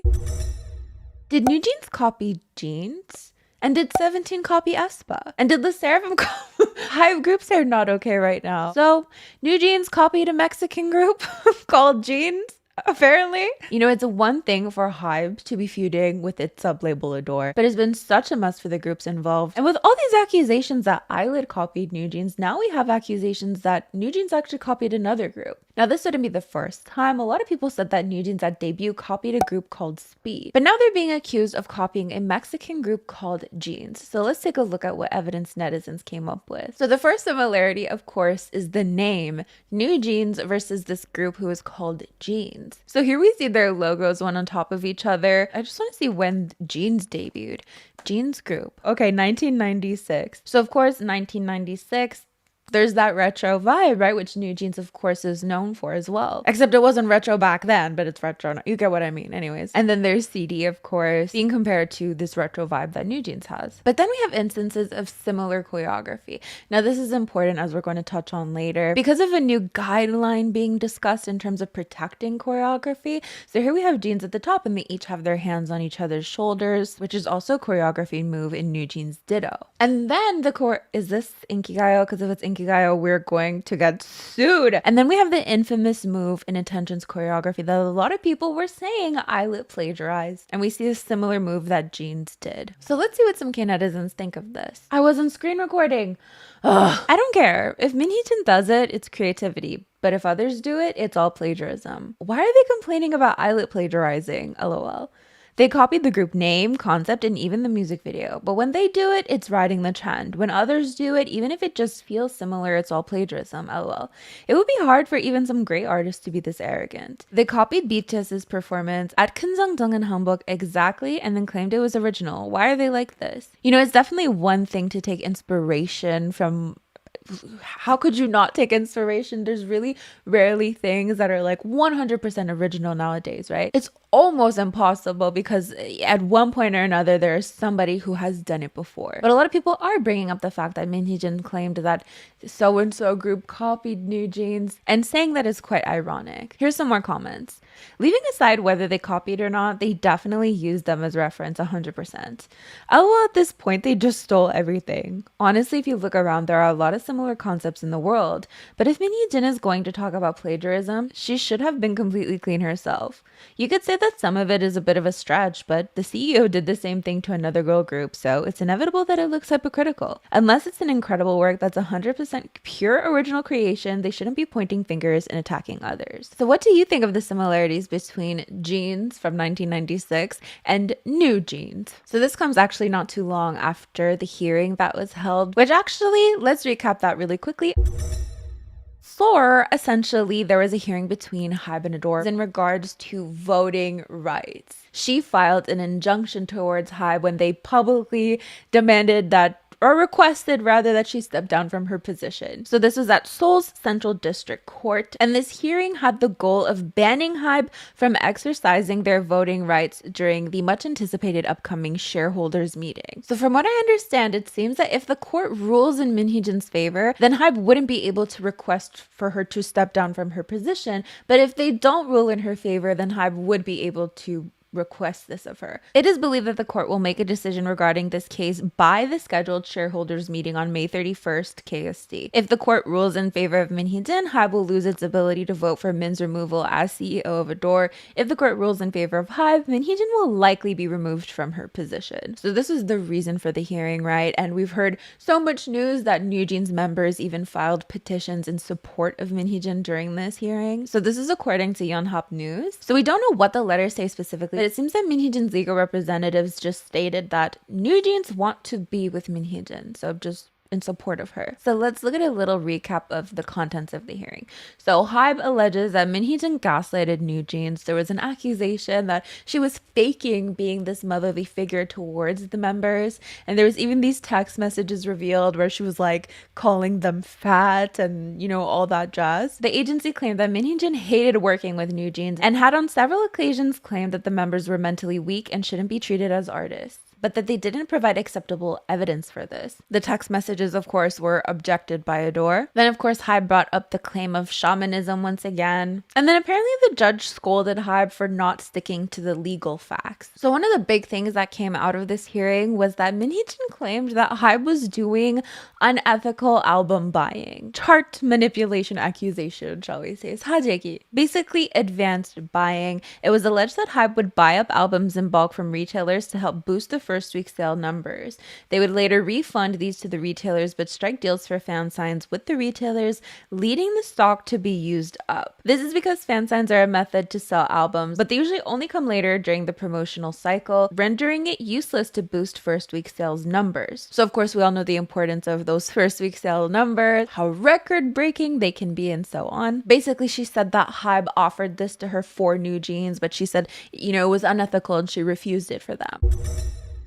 A NewJeans anti-account accidentally followed by Illit, and Minhyejin apparently getting sued. You know, we've often talked about the groups being mentioned in this whole feud, how they're the ones suffering so much because of it. Most notably Illit and the Sserafim, whose images have taken a great hit during all this. For context, Minhyejin said that Belift/Hybe copied NewJeans by debuting Illit. Now, she did say that it's by no fault of the girls themselves, but despite this, Illit are being dubbed as NewJeans copycats. And overall, they've just been receiving so much backlash. And recently, something that has added on to this backlash is the fact that Illit's official Twitter/X account seems to have accidentally followed an account that said some bad things about NewJeans. So let's take a look at this. The account that Illit followed by accident, members account, and unfollowed. Now, I do want to touch on how easy it is to like accidentally comment on something, accidentally follow someone, accidentally add a random ass video to one of your own playlists. I will say from personal experience, it is super easy to accidentally do a lot of things. But a lot of people think that the Islet members themselves are personally responsible for this, and it just kind of adds on to this whole narrative that Islet members have been shading NewJeans. They followed a foreign fan's account that was claiming that NewJeans was plagiarizing. She was proven as being a rude fan. So here are a couple of this person's tweets. WTF, Islet's official account is following me. I'm the only one in Isletville who is mood with Islet. Nothing about NewJeans is original. So this is a quote tweet of a Panchoa article. Tides begin to shift as NewJeans get embroiled in plagiarism controversy with Mexican girl group Jeans. Which on that note, we do have an update with Jeans later on in the video. But I digress. It does seem that Islet did end up unfollowing this person afterwards. But that doesn't seem to matter because this seems to have already angered some people. People are still saying what these young kids have done. Wow, these young kids are even more scary. Even the members are like that. Seriously. They are the ones reporting hate comments and acting all pitiful a few days ago, and now following accounts like these? That's so shady. Like company, like members. This is insane, wow. No, but who even chose between Plagiarism and Kalkuksu? This is referring to an incident where I think they were doing a show for Spotify Japan and they had to pick between Plagiarism and Kalkuksu. Without having to get into the whole backstory about how Kalkuksu personally ruined NewJeans Minji's life, people thought it was a really shady incident. On a side note, I actually read this post. It was like on a forum where you have to be a confirmed employee of a specific company. I don't really know how it works. I don't even know if it was true, but I thought it was so funny that someone just said that like Hybe employees, to not piss off Ador employees, don't even eat kalguksu anymore. But after this whole feud, they had like a kalguksu party or something. I thought that was just so random, but I digress. Even as someone who likes noodles, this is hilarious, and they're so young too. Go practice singing instead. So this was a Twitter made by the members. You're telling me that this account is where the members post? I can totally understand what kind of environment is inside that company. Has there been any idol in history that followed a hate account? Isn't this legendary? I've seen idols liking things by mistake on Instagram, but they're really the Sserafim's things. The fact that the post on Natepan about the Mexico NewJeans got deleted is legendary. They can't sing, even their personality is... Whether it's the staffs or the members who post on that account, this is just so shady. Wow, seriously, Hybe and Illit are just one person. So of course you can let me know what you think about that situation. I do need to first and foremost say my piece.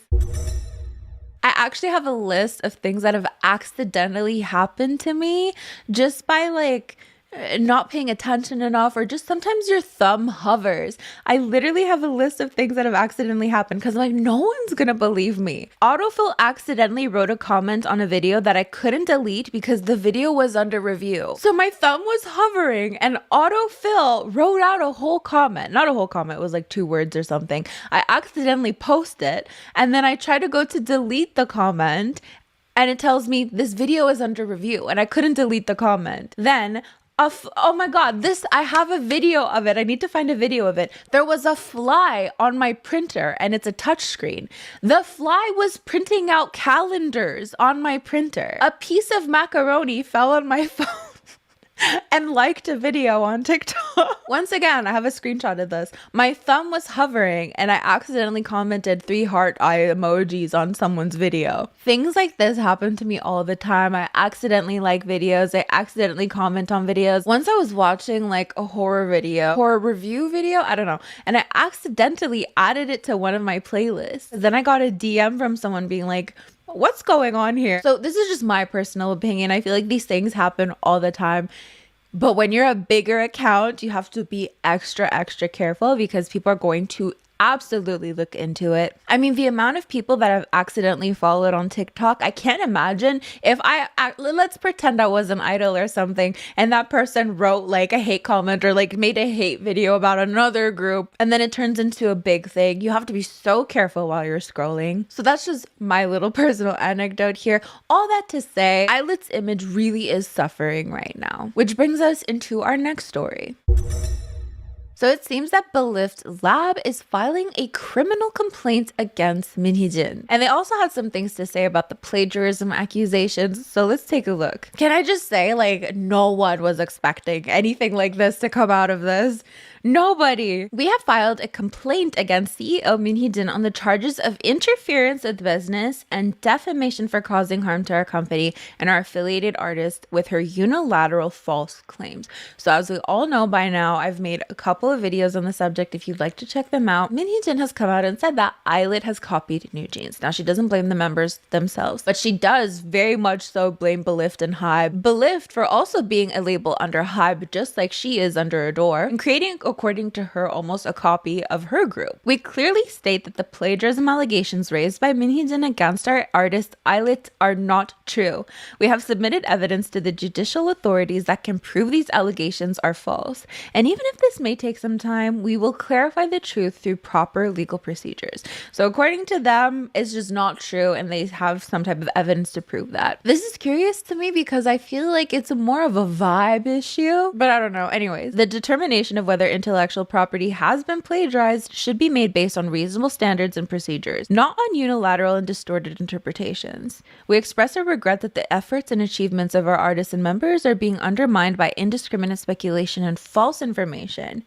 Furthermore, although this issue is unrelated to Illit, the members of Illit are suffering from severe malicious comments, ridicule, and personal attacks. We earnestly request that all indiscriminate insults, malicious slander, spread of false information, and defamatory attacks against our artists to be ceased immediately. So of course this ties into what we were saying earlier, that especially groups like Illit, like Sserafim, their images are suffering. We even looked at a poll that was taken with 100,000 votes of the majority of people saying that they don't think these groups will be able to recover. Personally, I do think these groups will be able to recover. I see a lot of people stressed in my comment sections about like, I don't know if they'll be able to recover. I'm worried about them. This is K-pop at the end of the day. It is the entertainment industry at the end of the day. Groups can disband for whatever reason. But in terms of receiving a ton of backlash, I mean, just think of the times that this has happened in the past. Groups where you were like, oh my God, they're not going to be able to recover from this. And then they did. You know, I don't want to just like randomly bring up an idol scandal that I was like thinking they're totally going to get kicked out of the group for this, or they're not going to recover from this, only for them to absolutely recover from this. But we can bring up a company example, like when SM was feuding with Hybe. In my mind, I was like, oh my God, like SM is not going to recover from this. Like, this is so messy. And like, look at SM now. SM's literally fine, and SM groups are literally fine too. Don't worry until it happens. You're just stressing yourself out for nothing. And that's my advice of the day. But let's see what some K-netizens think of this criminal complaint. I'm effing shocked. Aren't we all? I didn't think anyone would get sued in this. They keep making the worst decisions. They're really deciding to hit rock bottom. So they're trying to end things with a lawsuit in the end. Please look after your members' Twitter instead. I'm not going to consume from Illit anymore. Their mentality is the issue. Her lawsuit. To be honest, her attacks at the press conference were kind of harsh. Wow, I'm effing supporting Min Hee-jin. Every time I feel like Hybe's scandal is about to end, they are always coming up with something new. We won't see the end of this. This is the end, F, obviously. It would be hard to argument the accusations in court. Phew, what a company full of effers. They honestly have no shame. The fact that Min Hee-jin is sticking through until the end is admirable. They're effing too much. This is effing too much. All thanks to the company, even the people who were shielding Illit now find them unlikable. They threw away all their shame. Make your kids practice instead, even though they don't have the skills to improve. That's a little harsh. It's a lot harsh. How sweet are these NewJeans similarities? But is Hybe really trying to sabotage them and use Illit Wonhee's help against Min Hee-jin? Everyone is plagiarizing everyone. We're literally all going to jail. Yes, you too, you're going to jail too. NewJeans copied so-and-so. Illit copied so-and-so. We're literally only missing Sserafim to make our perfect trifecta. Girlies needed a break, I understand. Let them have it. But of course, during this whole Ador versus Hybe feud, there have been so many plagiarism accusations, and yet I don't think a single one has come from the people allegedly being plagiarized. You know, it's just fans saying this is similar to this and that means it's plagiarism, which is literally so far from the truth. Like, I'm no lawyer or anything, but I don't think fans have a legal basis to claim plagiarism on anything, right? Like, you could be offended for someone and say this is similar to your work, but like, what are you gonna do about, like, what can you actually do about it unless like the artist themselves comes and says this is plagiarizing my work? Like, those are totally two different ball games, ball fields, baseball fields. You get what I mean, right? But anyways, NewJeans came out with their song How Sweet, and it's being compared to a couple songs. The first being Midnight Music's Summer Love. So let's listen to a little bit. I was about to be caught on screen recording, not this time.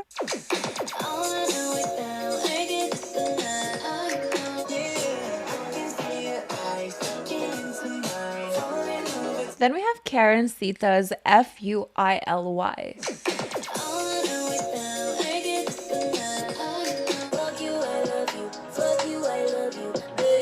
So if we go to the pinned comment of this video, it basically says something along the lines of, it's just a similarity, no need for hate comments. Which in theory, yes, like it's not illegal to point out similarities within songs. If it were, baby, I'd be serving that sounded so much better on paper. Cut that out. I'm the editor. But I digress. Given the whole Ador versus Hybe feud, some fans find this a little suspicious. Because anything that these companies do and or their artists do have to somehow do with this feud, according to fans. So of course this has led to people thinking that this is Hybe's attempt at sabotaging the comeback. Is the account owner Hybe? Wow, it has only been a few hours. I knew Hybe would do something like this. The thing that pisses me off even more is that I feel that this is a Hybe account acting like a Sserafim fan. I heard Olivia Rodrigo is coming to Korea to receive payment for plagiarizing her. It's not even similar to begin with. For there to even be a debate, the evidence should be as strong as Sserafim and Illit's own plagiarism.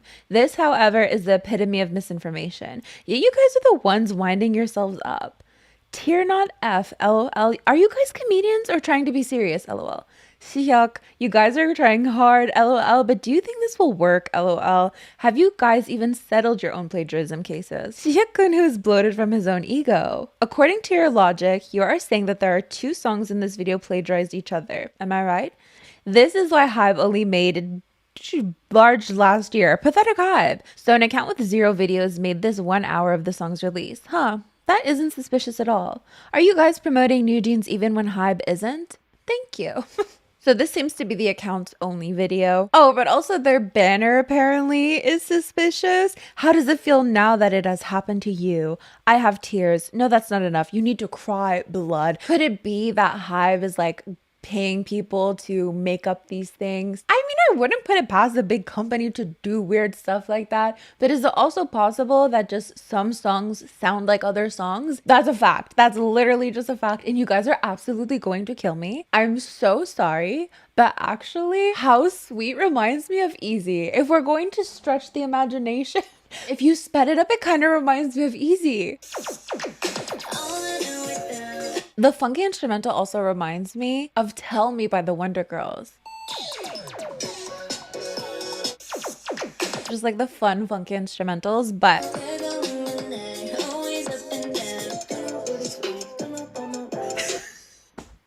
I'm so sorry. But it literally just goes to show you that some songs can remind you of other songs, and it doesn't mean that it's plagiarized. I am not accusing plagiarism.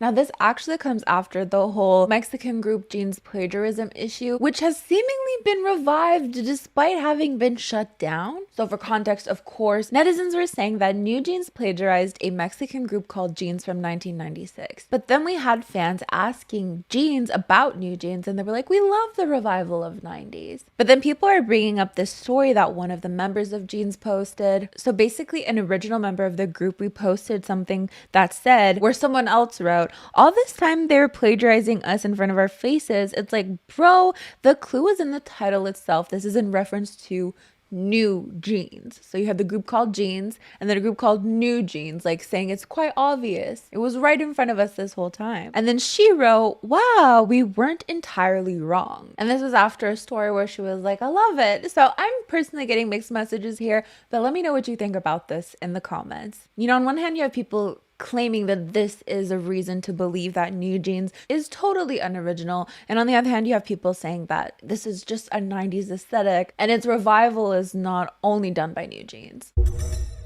So on top of people accusing Hybe of trying to sabotage NewJeans' comeback, they are also being accused of exploiting Illit Wonhee's health. So it was recently announced that she wasn't feeling too good and that she wouldn't be participating in a performance. Let's read the statement. Wonhee received medical treatment this morning due to physical fatigue. As a result, she will not be able to attend the festival at Hannam University today, May 23rd, as advised by medical professionals. For all fans and students of Hannam University, we kindly request your understanding. So it seems pretty standard, right? Even ending off, our company places the utmost priority on the health of our artists, and we are dedicated to adjusting their schedules accordingly. We are committed to supporting Wonhee's recovery, ensuring she can return to fans in good health. So there's nothing really fishy here as far as I can tell.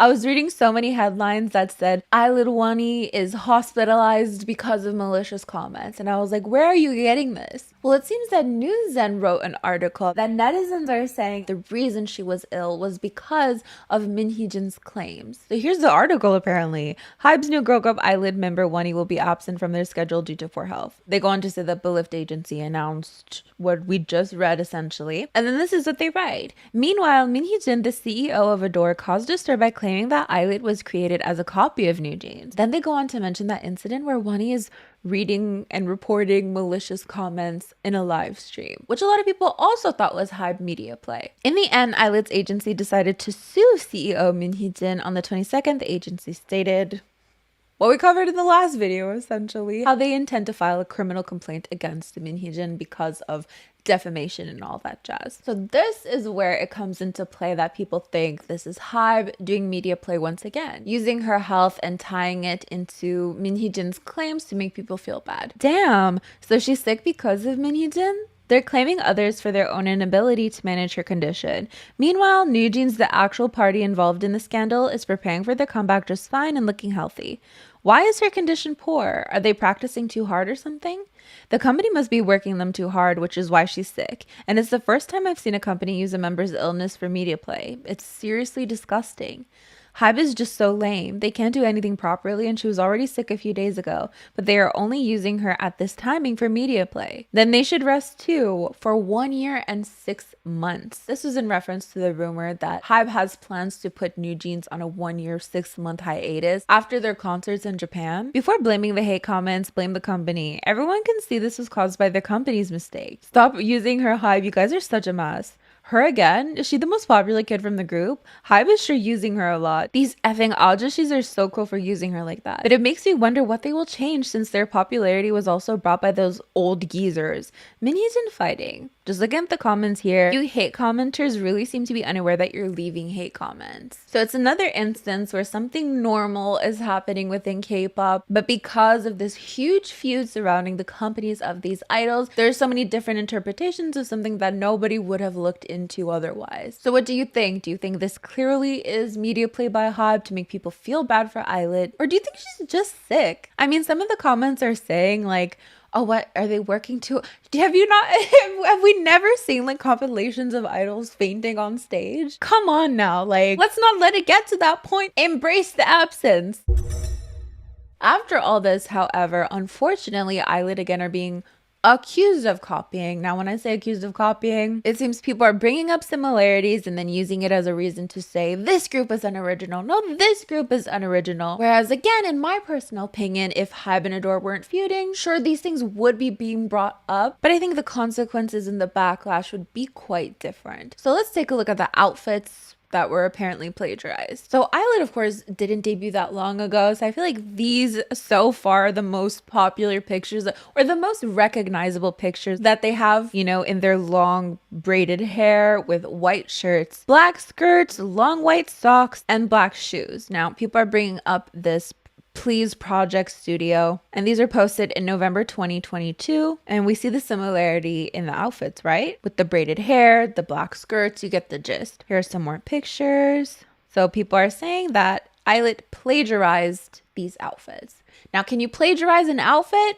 Technically, yes, you can, but that's not what we're talking about here necessarily. So the comments here again are claiming plagiarism, that it's not just a reference, but rather a copy, that even down to the detail of the asphalt is copied. But I will ask you guys, what do you think of the similarities? Do you think it's just simply basic outfits that you can't really copy, or do you think the concepts are just too similar? aespa addresses the Hybe versus Ador beef, but what happened to NewJeans' hands? So here's why aespa is going viral. At the showcase for their new song Armageddon, they were asked a couple questions seemingly related to the Ador versus Hybe feud. Now, no one straight up came out and said like, what are your thoughts on the Ador versus Hybe feud? How do you feel about Pang Ji-hook asking Minhyejin if she can crush aespa? Nothing of the sort, but stuff kind of related to that. So for context, even though my acting skills were so great and I basically told you anyways, there were text messages revealed where Pang Ji-hook is asking Minhyejin if she can crush aespa, referring to NewJeans. So there's kind of this idea that NewJeans and aespa are rivals, right? So they were asked about NewJeans. They were asked about how they felt about having a comeback around the same time as NewJeans. And this is what Karina responded. We exchanged hearts with the members of the group NewJeans in the waiting room.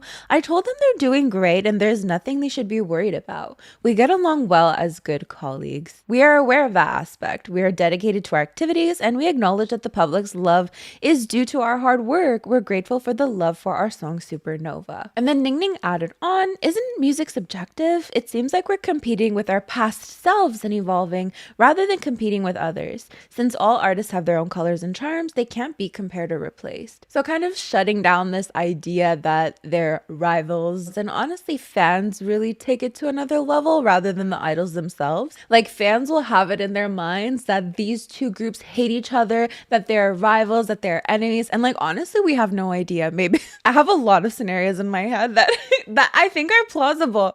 So here are some comments in response to that. aespa, NewJeans. That's why I love girl groups. I love both fighting to both aespa and NewJeans. That's why they're queens. SM is quite smart. Good on Ning Ning. Why is Ning Ning so good at talking? That's right. The real competition is against oneself. Ningy is smart. aespa are so likable. aespa, NewJeans, let's do even better. However, that wasn't the only thing that the group was asked about. They were then asked a quote-unquote sensitive question. Wasn't comeback preparation burdensome after the recent issues arose? So of course we're not specifically mentioning what the recent issues are, but we can all kind of infer what those are. So here's how Karina responded again. We're aware of the recent issues. Since this is our first full-length album, we focused on rehearsals. Thanks to the support and love, we prepared diligently for the album. I'm grateful to the public for what seems to be a satisfactory start to our first full-length album, and I thank the hardworking members in SM family. And then we had Winter respond, rather than deeply pondering, I hope our first full-length album goes well. However, then a picture was uploaded of her seemingly trying to hold back her laughter. So here it is. So now the narrative is basically, that she's laughing at Bang Seok's Katok messages, and people are absolutely loving the picture. Here's what some comments are saying. Just covering her mouth is already showing restraint, lol. aespa can be crushed by the supernova. How can you hold back laughter? Ha ha ha. I couldn't hold it back, lol. They're even mocking aespa's hair flipping battle, lol. It looks like they're just joking around too. I don't know what that's referring to. Ha ha ha, you failed to hold it in, lol. It's like awkward to do the ha ha ha, but honestly, it's probably more funny than angering. Ha ha ha. Did Pungshik go crazy from embarrassment? It must be so hilarious. No, you couldn't hold it in. LOL. The fact that they didn't burst into laughter is impressive. aespa is kind. So NewJeans had their comeback with only 4 members. And I've seen so many people asking, what happened to Haein? Where is Haein? Is she still in the group? And I think this is quite a common thing. When ITZY had their comeback with 4 members, people were wondering what happened to Leah. You can't expect just everyone and their mother to know absolutely everything that is going on at Kpop at all times. So I thought we would tackle that because the announcement was made ahead of the comeback. So some people might just not know, and we also have a little update from her anyways. So back in April, it was announced that she would be halting activities due to a microfracture in her foot. So here's the announcement by Ador. Pain in the top of her foot during practice prompted her to go to the hospital where she underwent a thorough examination and discovered a microfracture in her foot. The medical staff advised her to limit her movement as much as possible until she recovered. Accordingly, Haein will pause her activities and focus on recovery and recuperation. So at this point, we didn't really know if she would be participating in the comeback, but then in May, they did announce that she wouldn't be participating fully in the comeback. So in this announcement, they talk about how she had been focusing on recovery. However, the medical professionals have advised her to minimize any movement that may put unnecessary strain on the affected area. Consequently, Haein will not take part in the official promotional activities for the double single House Suite, including music shows and performances to focus on her recovery. But for other appearances that don't include performances, she may be able to appear in a flexible manner. So that's what happened to Haein for everyone who's confused. And then I came across this picture. Haein is walking around in crutches. So this did actually make me wonder because for some idols, they still do perform while injured, but like they're sat on a chair to the side. I wonder what influences a company to make that decision to have the idol still perform despite being injured, or to simply let them go on hiatus. And then I don't want anyone to like misunderstand what I'm saying, that like, oh no, she definitely should still be performing. That's not what I'm saying at all. Take breaks. I'm totally all in for idols taking breaks. I'm just curious what goes through a company's mind to make the idol perform even though their foot is broken or something. So that's curious to me, but we did get an update from her in the group messaging app called Phoning. So here's what she said in regards to NewJeans' Inkigayo performance. Bunnies, I watched Inkigayo today and started crying. My unnies, I was so moved. They said I'm the sweetest. I was in the dorm watching and they mentioned me. Seriously. So essentially the members were asked to pick who is the sweetest among them, and they picked Haein. There was also a friendly interaction between Intev, the Sserafim, and NewJeans members, aside from Haein, who wasn't there. So netizens furious at Hybe and Ador after the Seraphim's interactions with NewJeans. People just saying like clearly they are professional towards each other and it's just the companies that are making a mess out of everything. Is it just me that is getting exhausted by the Ador versus Hybe feud? Like, I did deep dives on it, and then just from there, there's new information coming out, but the new information is really just old information under a new light, or it's old information with slightly more details, but it's still nothing technically new. But then people are like, no, oh my god, this literally changes everything. I feel like I'm just burnt out by this feud. like god damn. We have people accidentally liking things, accidentally following people, which of course is super plausible, but with the whole timing of everything, of course people are going to latch onto it. Of course it's fishy. Previously we talked about how Illit accidentally followed an account on Twitter who made a tweet about how NewJeans is nothing original. And then we had Minhee who liked a post on Instagram. So this is the post that she liked. It was basically of Illit's show where they had to pick between kalguksu and galbijim, right? We've talked about this before, how people said that this instance was clearly meant to shade NewJeans' Minji. So here we see Minhee liked this post. And then all the comments were like, Minhee liked this. So then it seems a fan DM'd her asking about this, and this is what she responded. Seo Nim, I think you might have accidentally liked something. And she responded, yes, bunnies have let me know about the like too. A fan DM'd me the link to that post, asking me to take a look. So I looked at it, but I did not like it. I believe the heart was double tapped by mistake. Thank you for letting me know though. Here are some responses. Accidentally double tapping a post that someone sent. I effing feel that 100%. I like a lot of things by accident too. No, but for real, Instagram makes it super easy to like stuff by mistake. Sometimes when I'm looking through my activities, I have a bunch of posts that I do not recall liking. LOL, this is funny. It's honestly too easy to like stuff by accident on Instagram. It's annoying. Sigh, I made a similar mistake not too long ago. I liked something on my ex's feed. Put me in a very uncomfortable situation. F. But there are people who think that paired with the timing of everything, that this can be considered shady. So let me know what you think about that. When we talked about Illit accidentally following that account, I talked about the multitude of instances of me accidentally doing things that sounded super ridiculous and unbelievable, but that actually happened. So of course the timing is really not great. I maintain that it is super easy to accidentally follow a page, just like it's super easy to accidentally heart something or even to comment on something sometimes. I've literally accidentally commented on so many posts. I also want to ask you guys if you think people are giving more leeway to Minhee for accidentally liking something versus when Illit accidentally followed that account. Do you think the different reactions are warranted? But let's move on to the new text messages that we have. So it seems like TV Daily received these text messages and that they reconstructed the messages. What does that mean, reconstructed? I'm assuming it means that the screenshots are not of the actual text messages. So I feel a little weird looking at accurately reconstructed text messages. We could read some of it, but as always, take it with a grain of salt. Just for context, however, these are the messages that people think confirm that Minhee actually had plans to go independent. That a lot of people, of course, there are people who think that actually the other guy in these messages is the fishy one here. So Lee says, we have to do something before BTS returns in a year. LOL. In a year, their multi-label US sickness IT platform Illusions will all go to shit if it is meant to be. That would make it hard for them and we earn our freedom. I would have loved that. This is our plan. So you're saying we need to use the media? Ugh, if Hybe's chart manipulation is exposed, then people would lose faith in them, right? If these damages add up, their bleeding would be huge. We need to plan our escape while Hybe is under fire. So in these first text messages, they're basically talking about how they have to do something before BTS returns from their military enlistment. Lee says, no matter how much I look at it, terminating the members' contracts is too costly. We would have to leave behind all their past albums and all the endorsements are tied to Ador. But like you said, I think we can use that cost as a negotiating tool. What I mean is, no matter how high Hybe sets the price, we could tell them the price is too high and say that the cost of terminating their contracts, so-and-so numbers, should be enough. I think this way we could meet at a price at about 585 million USD. Minheejin responding, no, Hybe will also put a value on future earnings. It's a relief that Bang Si-hyuk and Park Ji-won's luck is horrible, lol, but that is why they will ask for over 1 trillion, which is about 732 million USD.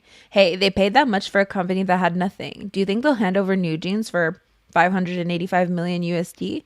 Do you have a sense of reality? Here are some comments. I think the executive Lee is the only problematic one. Nothing has changed since Hybe's first amazing announcement. Are those debating it just stupid? Conspiring to embezzle is not a crime. Are we back in April? F.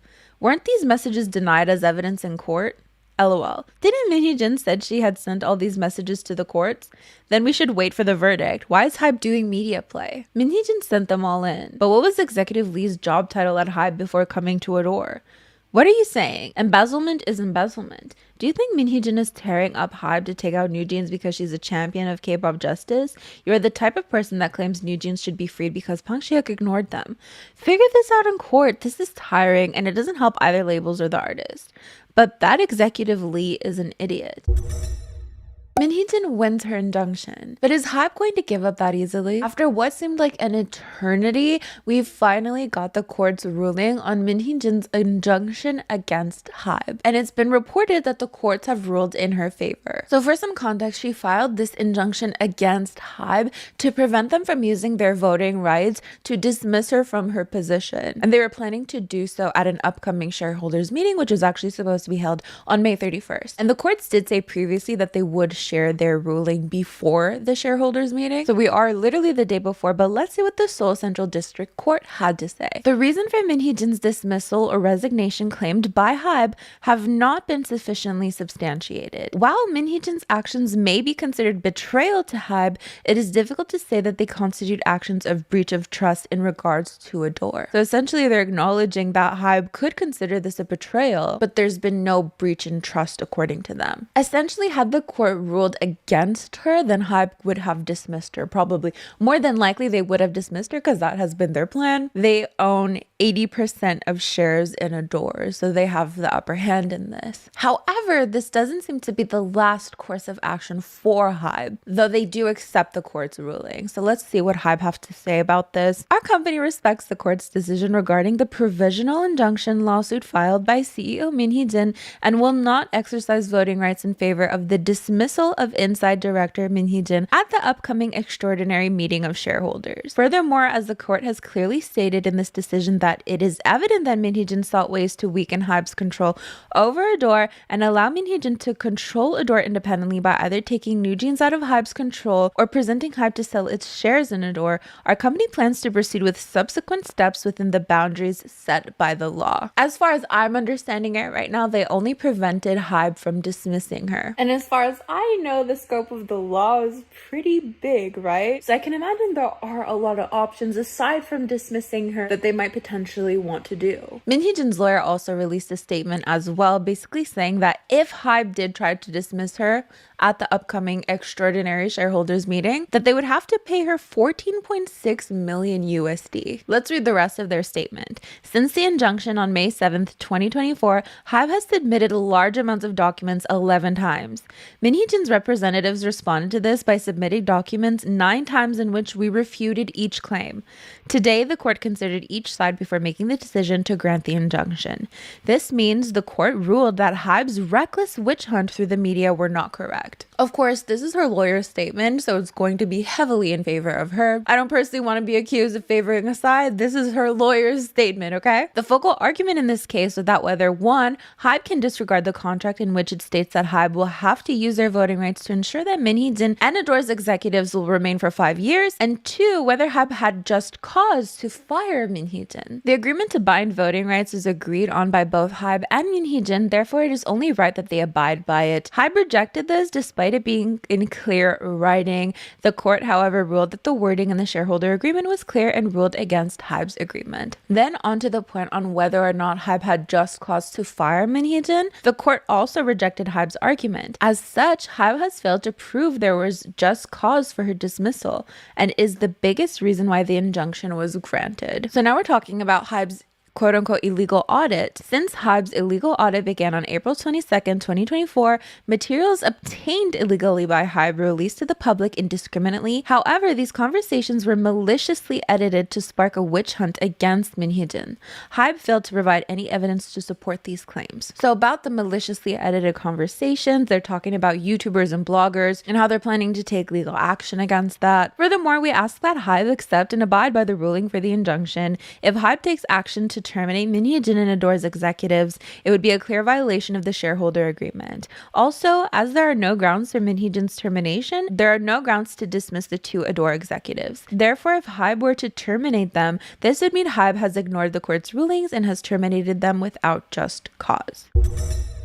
Here's what some K-netizens think about the ruling. I'm relieved. Minhee stay with NewJeans for 100 years. I'm so relieved. LOL, Minhee fighting. I'm so relieved. Hybe was attacking her without any evidence. I'm so relieved. Those that said there wasn't any chance of her winning didn't know what they were talking about. Minhee didn't win due to emotions, but her contract. LOL, I knew it due to how crazy Hybe was using media play. I'm getting tears. I'm so relieved. So Hybe literally trashed her because they didn't like her and without good cause.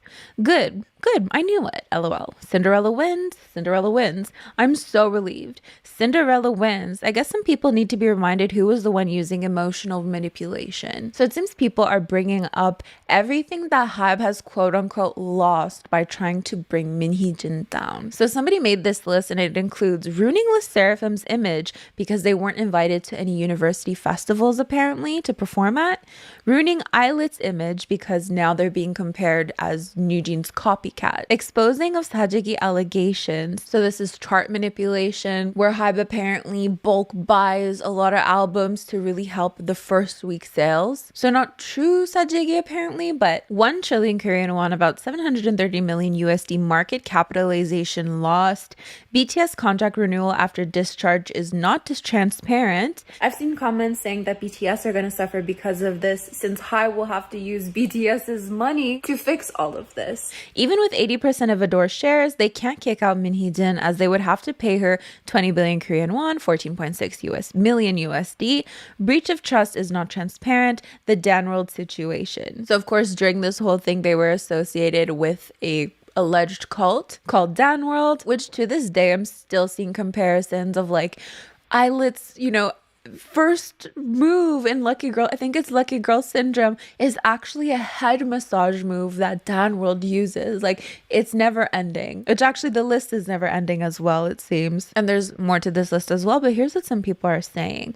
I don't know what type of confidence they had to drop all this publicly. Did they think people would side with them because of their influence in media?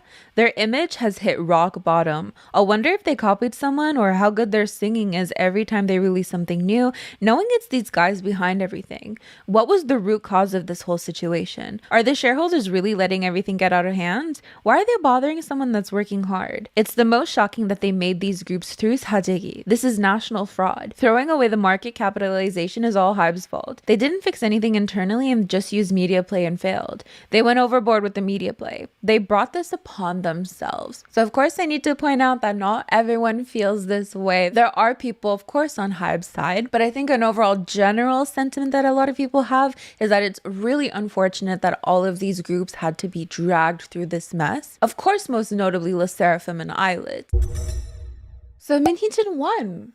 For now, But what about all the harm caused to other Hybe groups? Today we're going to be discussing the highlights from Minhyejin's newest press conference and the aftermath. So if you're interested, please keep on watching this episode of Kpop Investigations, where we basically take a specific subject and do a little bit of a deep dive into it. So I believe this would be part 5 if we don't include all the little updates that I've done in random videos. But though a lot of people think this is the end, it doesn't seem like it is? Question mark? Because yes, Minhyejin did win her injunction, but Hybe has very clearly stated that that is not going to be the end of it. So let's tackle all these newest updates, including the court's ruling. Don't forget to like, comment, and share this video with friends you don't have. Subscribe, and please check out my link tree for important links on how to help, educational links as well, all of that jazz.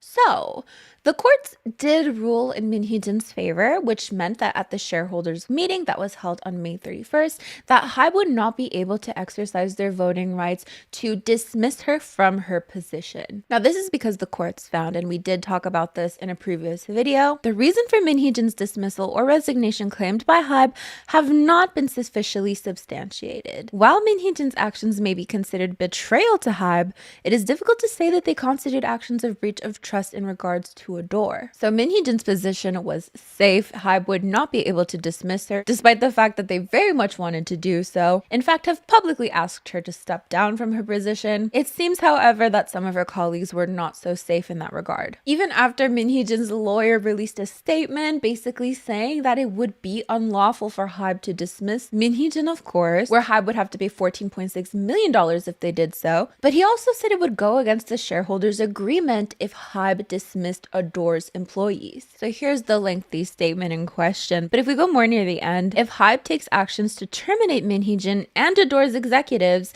it would be a clear violation of the shareholders' agreement. The reasoning for this is if there's no grounds to terminate Minhyejin's position, then there's no reason to terminate the executives either. Therefore, if Hybe were to terminate them, this would mean that Hybe has ignored the court's ruling and has terminated them without just cause. But her lawyer is basically saying if you have no grounds to fire her, you should have no grounds to fire them either. With Hybe, of course, feeling quite differently about that. Hybe officially dismisses both of Ador CEO Minhyejin's closest supporters, replaced with 3 Hybe C-suites. So when the news came out that Minhyejin won her injunction, a lot of people were celebrating, but there were a lot of people also saying like, Hybe's not just going to let that go very easily. Sure, they can't fire her, but they're going to do everything in their power so that Hybe can have more control. But I want to ask you, if you were Hybe, would you do the same? Would you want to have more control in a company that you believe tried to betray you?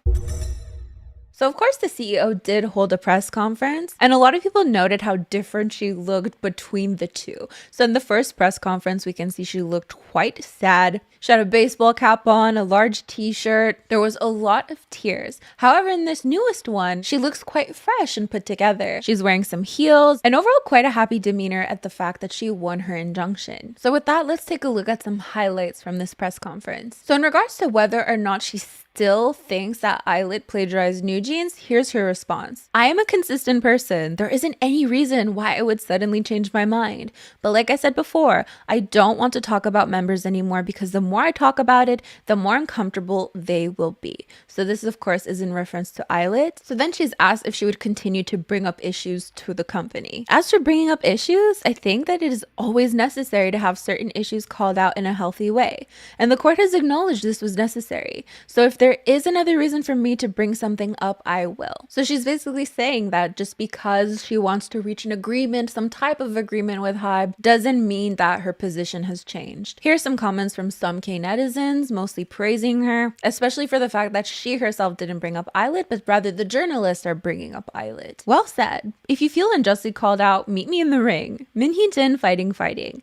Minhyejin did not bring up Illit herself today. Every time a question about Illit came up, she stated she didn't want to mention them. When asked, 1, if she still thinks Illit is plagiarizing, and 2, if she would protest again if another issue arises, she said her opinion hasn't changed, but she doesn't want to discuss the group. For the second question, she said she would protest if necessary. The headlines made it seem like she brought it up herself. That's true. Hybe should deeply reflect on the fact that they themselves made up this copycat image for their young idols, and that person who posted that FU photo too. The reporters were really pushing their questions. But what she said was true. Copy lit Plagiarism disband. Unrelated to the main topic, as an older fan who doesn't really know much about today's idols, I thought Illit songs were NewJeans. At work, the new hires were listening to NewJeans, so I assumed they were also NewJeans, but they told me they weren't. And when they showed me pictures of Illit, anyone could tell that they were a copy. Even if NewJeans just passed by on TV, their long hair was memorable, and these girls also have long hair. It made me think that they even copy others' images like this now. This is just the composure of a winner. Just try to stir things up again, it will only make Illit look cheap. So in terms of the journalists bringing up other groups themselves, it did happen again. A reporter asked her, I think there are other idol groups that have been hurt by this. There have been allegations about BTS being part of a certain cult, and there are parts where Illit and Sserafim have been hurt too. Is there anything you would like to say to them? She starts off by bringing up that NewJeans were also hurt by this. Everyone has been hurt by this incident. I'm human too. One person on our team said something that stood out to me. I think that people think that Hyejin is not human. This is how they said it. And I am human too, and everyone else is too. And all the members are human too. So then we really see through her answer her reluctance to mention other groups like she said. So instead of specifying someone and saying to them, honestly, the reporters too, in order to avoid hurting everyone, we need to stop talking about this. If you think about them, I hope you don't mention them anymore. Regardless of what it is, compromise is needed in order to erase the wounds. We need to talk it out and come up with a way to solve this. There are some people who think it's inappropriate that she brought up NewJeans, particularly in response to a question about how Illit in particular, BTS in particular, and Sserafim in particular were hurt by this, to kind of see that question and be like, oh, but NewJeans suffered from this. I know there was backlash towards that. However, there are some people who think that this question should have been asked towards Hybe instead. The level of trash journalists. Why not ask this to Bang Si-hyuk instead? Ugh. So is Min to blame for Downworld? Is Min to blame if Le and Lit are talentless? That's what I've been saying. These journalist questions are just so...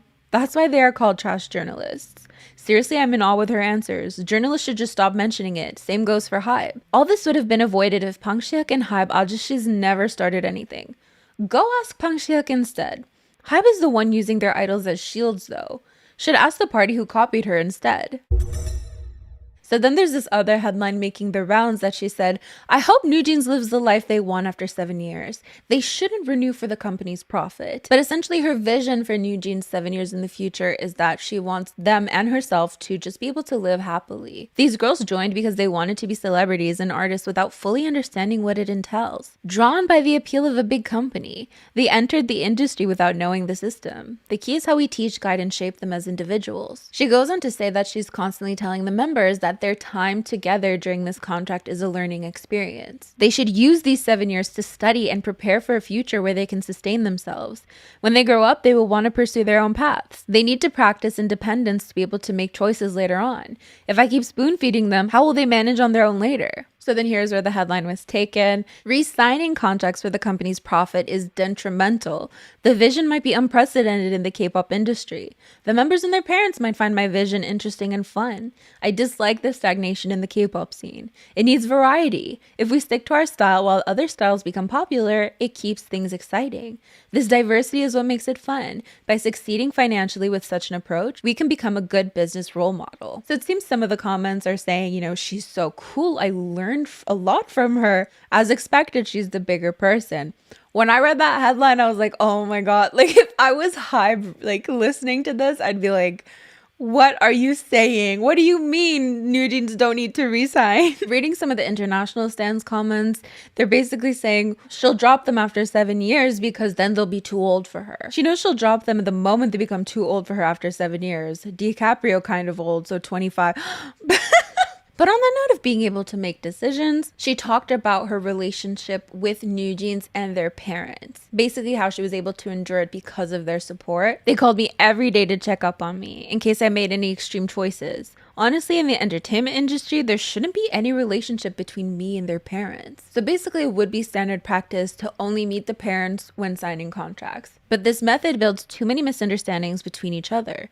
If the parents are not able to talk freely about their children with us, then they will not be able to make the right choices. That is why I talk with them openly. We talked about this sort of things for hours on end at a time, right from the start. This is why I couldn't help but grow close to the members' mothers. I'm not only close to the members, but to their younger siblings siblings, older brothers, and more. This is why we have this sort of relationship. But what I know a lot of people are wondering about are the text messages that were leaked about her, of her talking about the NewJeans members in a negative light, where she was basically saying they were fat and so on. Here are some of the texts to refresh our memory. Just tell them to stay humble. Even if they get as fat as a pig, I'm making sure they gather popularity. If they pretend to be cool while saying impressive things but don't even grate me, I'll feel like I'll want to unalive them. What would they know? They just look in the mirror. They didn't get popular because they did well. Even saying, wow, redacted is so fat and ugly. So this was used to paint her in this fake light, that this authentic relationship she had with NewJeans was actually fake. But it seems that she just doesn't remember writing these things. I don't remember the messages. It's kind of so-so of them to open up text messages on Kakao Talk from 3 whole years ago. Honestly, when I saw the news, I even wondered, did I say that? I don't remember. So in terms of how we can move on from here, it does seem Min Hee-jin wants to reach a compromise with Hybe. She's said as much. Since there are still many things to resolve, I'm here to let you know about my future plans. I hope to reach a compromise with Hybe. Although we are in a dispute, I'm not sure who this is for. Aren't you tired of criticizing someone? We need to turn the tables again to see what is for the greater good for the sake of the business vision. I hope you can let go of the emotional parts and rethink this. I also think it's the humane thing to do. So I'd love to know what you think about that. Like, if you put yourself in a CEO position, would you forgive so easily? I remember thinking about this for the 50-50 situation. The CEO was like, just come back and I'll accept you back. I mean, of course there is a contract in place as well, but I was like, wow, that like, how do you forgive so easily after what you think is a betrayal, right? Do you put your pride aside for the sake of just having things go back to normal? Or do you fight with everything you've got? So in terms of what Hybe is going to do, it seems they were clear from the beginning. And in fact, it's been reported that a representative from Hybe said the following. Now again, reported, take it with a grain of salt, even though it is in line with what they've said in the past. Hybe has no intention of compromising and intends to reach a conclusion through police investigations or related lawsuits. So if you remember, when Min Hee-jin won her injunction, Hybe said, you know, yeah, we accept the court's ruling, but that's not it. Like, we're still gonna take legal action here. Like, we can't fire you, but this was their statement to refresh our memories. Our company respects the court's decision regarding the provisional injunction lawsuit filed by CEO Min Hee-jin and will not exercise voting rights in favor of the dismissal of Inside Director Min Hee-jin at the upcoming extraordinary meeting of shareholders. But there's more. Furthermore, as the court has clearly stated in this decision that it is evident that Min Hee-jin sought ways to weaken Hybe's control over Ador and allow Min Hee-jin to control Ador independently by either taking NewJeans out of Hybe's control or pressuring Hybe to sell its shares in Ador, our company plans to proceed with subsequent steps with the boundaries set by the law. So the boundaries set by the law as of now is that you can't fire her from her position, but because they were betrayed, this is not going to be it. Now, NewJeans did have schedules while this was all going on, but she does say that everyone went crazy when the court ruled in her favor, and that if they didn't have a schedule, I'm sure we would have met. And actually, during the press conference itself, it seems that NewJeans were busy celebrating their first win for How Sweet on Music Bank, which had its own fair share of backlash. So during their acceptance speech, they do mention their CEO multiple times, which some people found quite endearing. 저희 대표님께 저희 대표님 사랑합니다. So in their speech, they say, to our CEO and Ador staff who helped us make this cool comeback possible, thank you so much. With Danielle adding on, once again, to our CEO, we love you so much. We really wanted to say thank you to our precious CEO. CEO, thank you. So of course we had some people thinking this was quite endearing. NewJeans, congrats, let's be happy, wow, congrats. A lot of people thinking the relationship is quite sweet. However, some people thought it was really awkward to bring her up multiple times, especially since Inche of Sserafim is an MC on the show. But an aspect that gained even more attention is the fact that Minji was doing her speech, saying her thank yous, and then there's a moment when Inche looks to the side to see if everyone is done.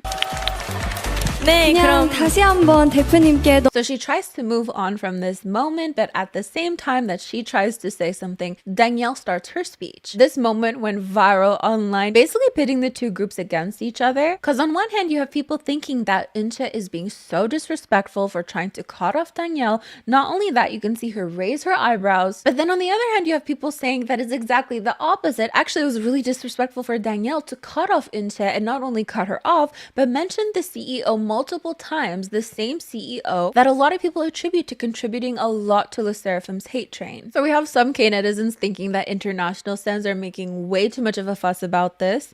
Foreign K-pop fans are fighting over the smallest things. Initially, Danielle wasn't even looking at Inche and was just about to speak, but Inche unnecessarily interrupted. No, if anyone should be criticized, it should be Inche. Why are people hating on NewJeans? Why are their fans so pathetic? All this speculating about facial expressions is so effing cringe. What's wrong with them? Are they really K-pop fans? Interrupting while giving a speech is so common. It's surprising that this is even a controversy. Those people really have issues. Surprised there's no mention of eye roaches, but maybe next time. Now, I actually did make a short about this, so let's see what some of you guys have to say. No one disrespected anyone, just people want drama. This kind of incident happens a lot. I just think we should all get some sleep. Netizens, I bring all the drama, mama.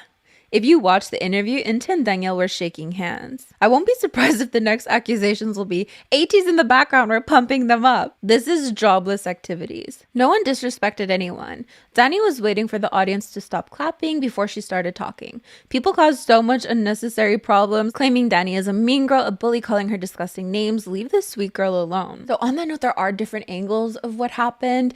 In a fan cam, in a non-edited wide-angle version of the whole situation, you can see Minji kind of go like this as if to gesture to someone else to speak, and it's unclear if she's gesturing towards Danielle or if she's gesturing towards Inche to be like, hey, we're done our speech. And then as Danielle continues on her speech, you also see Minji kind of go like this as if to tell Danielle to like cut the speech short. So there's so many different angles to this, but of course, let me know what you think in the comments. And I mean, the comments that we've read, a lot of people are saying that this is ridiculous, but like if you scroll on Twitter, it's really, you know, there are tweets with 15 million views implying that, you know, NewJeans are super rude, and other tweets with 10 million views that are implying that Inche is actually a mean girl. So I'm glad that we're mostly on the same page, but of course, you know, it is sad that it's gaining so much backlash. My honest thoughts, I mean, I don't think anyone would be saying anything if this weren't Le Sserafim and NewJeans. If it were literally any other group, it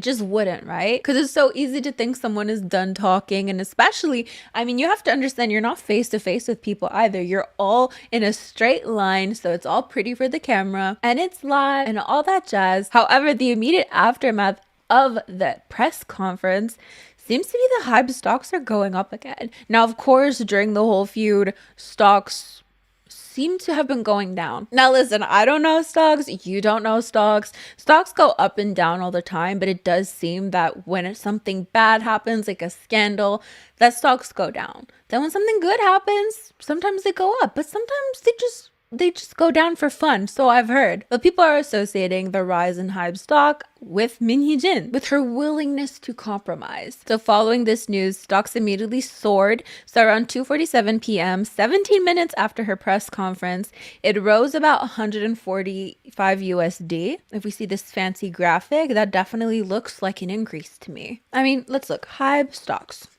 I mean, I don't think red is good.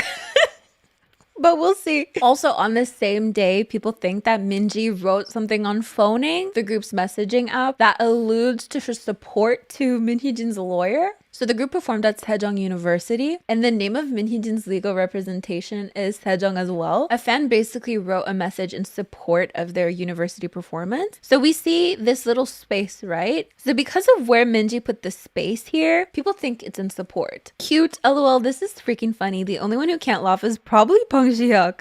Too cute, lol. See, this is the power of guts and guns. So that's basically where we're at with this whole thing. Let me know what you think of all of this. Where do you think it goes from here? Do you think things are going to slowly go back to normal? Do you think further legal proceedings are going to be kept a little bit more hush-hush? Let me know your predictions in the comments below. Belift defending Illit against plagiarism accusations. But did they just make everything worse? In a quite strange turn of events in this whole Hybe versus Ador feud, Belift has released a almost 30-minute video defending themselves from plagiarism accusations. So for a little bit of context, Min Hee-jin has personally blamed both Belift and Hybe for ripping off her group NewJeans with their group Illit. She's accused them of producing banality. She's basically saying that it's not normal for two labels under the same major label who are each responsible for their own teams in their own ways to have very, very similar groups, to the point that people are mistaking Illit for NewJeans. Now, Minhyejin herself has made it quite clear that she does not blame the members of Illit themselves, but rather very specifically Belift and Hybe, which Belift, by the way, in this like very fancy documentary style video, have made great use of her press conference clips where she mentions this. But did they really make things worse for themselves by doing this? How are fans responding to all of this? Because not only are they defending Illit against plagiarism claims, they're also bringing so many other groups into this, showing concept similarities, showing choreography similarities, and so on. So let's take a little bit of a look into it. So an interesting instance in this video is that they have a branding book, which isn't weird, right? But on one of the pages, it literally says not NewJeans, not Blackpink, and not IVE, how they don't want to be like these groups, essentially. But this in and of itself has garnered backlash because of what it says after not NewJeans. Teenagers, but are the subject of adults' fantasies. For Blackpink, it says untouchable perfect celebrities, and IVE undeniably doll-like, seems like a princess, the subject of envy. But of course, the NewJeans description is what people are side-eyeing, right? There's a lot of people just saying that they're sexualizing NewJeans. Belift just NewJeans to describe their concept to protect Illit in their claims against plagiarism, even though the court found grounds to each allegation. Belift apologized to NewJeans, hashtag Ador protect NewJeans. So that's just one of the things so far that people are upset at. But then we move on to choreography, and this is where the majority of groups are being brought up here. They basically just show like some of the choreography similarities and are saying like, well, no, like, you know, the leg movements are different. The whole thing is quite different actually. And actually there are other groups who have done this similar moves before NewJeans as well. But let's take a look at all the similarities. So the infamous ad choreography move that people said Illit copied, G-Friend did it as well, IZ*ONE, Sunmi. It seems that the hair flip and attention is also seen in Vivi's Bop Bop and IVE's Love Dive. And then concept similarities we see with Oh My Girl in 2019. Did they really bring Sserafim into this? Sserafim, yes. Outfit similarities to Blackpink and outfit similarities to NHYPEN as well. And then the same venue as BTS. If we copied NewJeans, did NewJeans copy them? Now their point of view is that nobody copied anyone. Because if Illit copied NewJeans, then NewJeans would have copied someone else and someone else would have copied someone else. So here are some comments. We're also going to go on the video itself and read the comments as well. You guys have told me you'd like me to do that too. Is the Kuncheongjong Palace yours? It belongs to Korea, and even if the performance was similar to BTS's, it was KBS that organized it. Is this seriously an official video? Wow, this is so pathetic that I don't have anything to say. Seriously, you guys are trying to be funny, right? LOL. I've never seen a label upload a video this pathetic before. What about, do we all forget about SM? Wasn't it like SM COO or someone at SM, like a higher up at SM? Obviously not Isuman, right? They're fighting against Isuman. But they're uploading these YouTube videos, not of the same caliber, because I remember, like, wasn't it like filmed on an iPhone? And you know you have HDR on your iPhone and you have to like fix the HDR before uploading it. It was really bright, wasn't it? Anyways, do we not remember that too? NMIXX released their song after NewJeans. Do you not check your facts? I can't believe this was actually uploaded by the label. So this is in reference to the choreography similarity, because of course they're trying to show all these dance moves that were done before NewJeans did them, but one of them was a dance move in one of NMIXX's songs. You know, this move, Love Me Like This. So we have TLC doing, like, you know, the infamous OMG move, Jojo Gomez doing a similar, you know, hair flip move, but then Love Me Like This is being compared to Ditto, which Ditto was also being compared to an Illit choreography as well. But Ditto was released January 1st, 2023, and Love Me Like This was released the 23rd of March, 2023. So people are like, you can't do your research. What is this? You don't understand what you're doing. Why are you using NMIXX in this? In defense of overlapping choreo, Belift is saying that NewJeans Ditto choreo resembles NMIXX Love Me Like This choreo, yet Ditto was released before Love Me Like This. Well, in their defense, they're saying it's similar. They're saying nobody copied anybody, that there's just similarities and nobody should be faulted for these types of similarities. According to Belift, Ador time traveled over 4 months into the future to copy NMIXX's Love Me Like This choreography. But anyways, back to the comments. Are they crazy? What kind of label mirrors Sojang? Doing this only makes it worse for Islet, and now you've made everyone have a bias against the group. Why are you doing this? Don't make these bizarre videos just because you're mad, and think about the future. This is a criticism that I've seen a lot of, that every move that Belift and Hybe are doing to try to rectify the situation is actually making a lot of people hate Islet more. Now, this could be different depending on if you're an international standard or a K-netizen, and even at that, we can't always generalize everyone's opinions, but it does seem the video isn't being received super well, especially since so many groups are being mentioned. So you look over the fact that Islet followed NewJeans and Baby Monster Aunties, but you're going to sue us over Islet? LOL, if I were you, I'd be so embarrassed. This is an official channel, right? You guys weren't hacked, right? You know the plagiarism allegations were there even before Minheejin's press conference, right? Do you not monitor fan communities?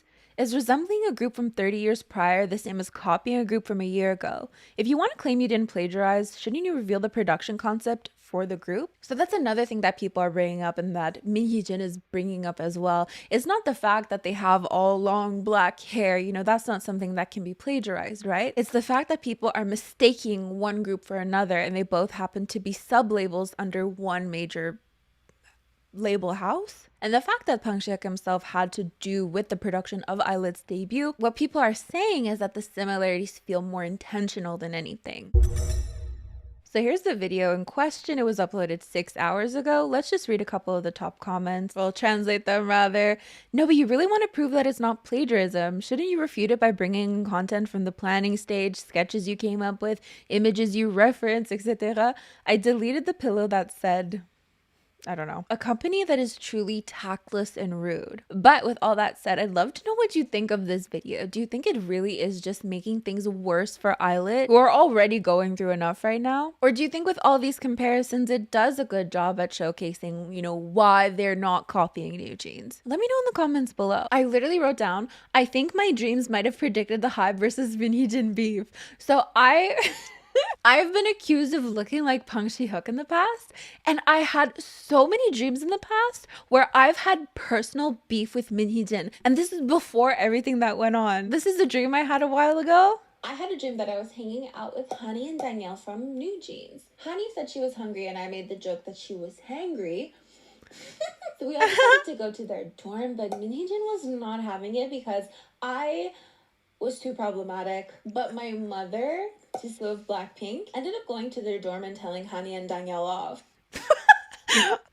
And that's not the only dream I had where I had beef with Minheejin, I swear. I had a dream where Hongjung and I were traveling to— No, where is it? I can't find it, but there was another dream where I was supposed to go to their dorm, but like Minheejin hated me or something. So I just thought that was kind of funny. I literally think I predicted this. NewJeans Danielle was showing me her sticker collection, which included but was not limited to cockatoo stickers that we both liked. She said I should come to the dorm later to see more of her collection, but I knew I wouldn't be able to because of Minheejin's long-standing beef with me. I think I predicted it. What do you— This isn't the only one. I've had minimum 3 dreams of my beef with this woman. But what do you think?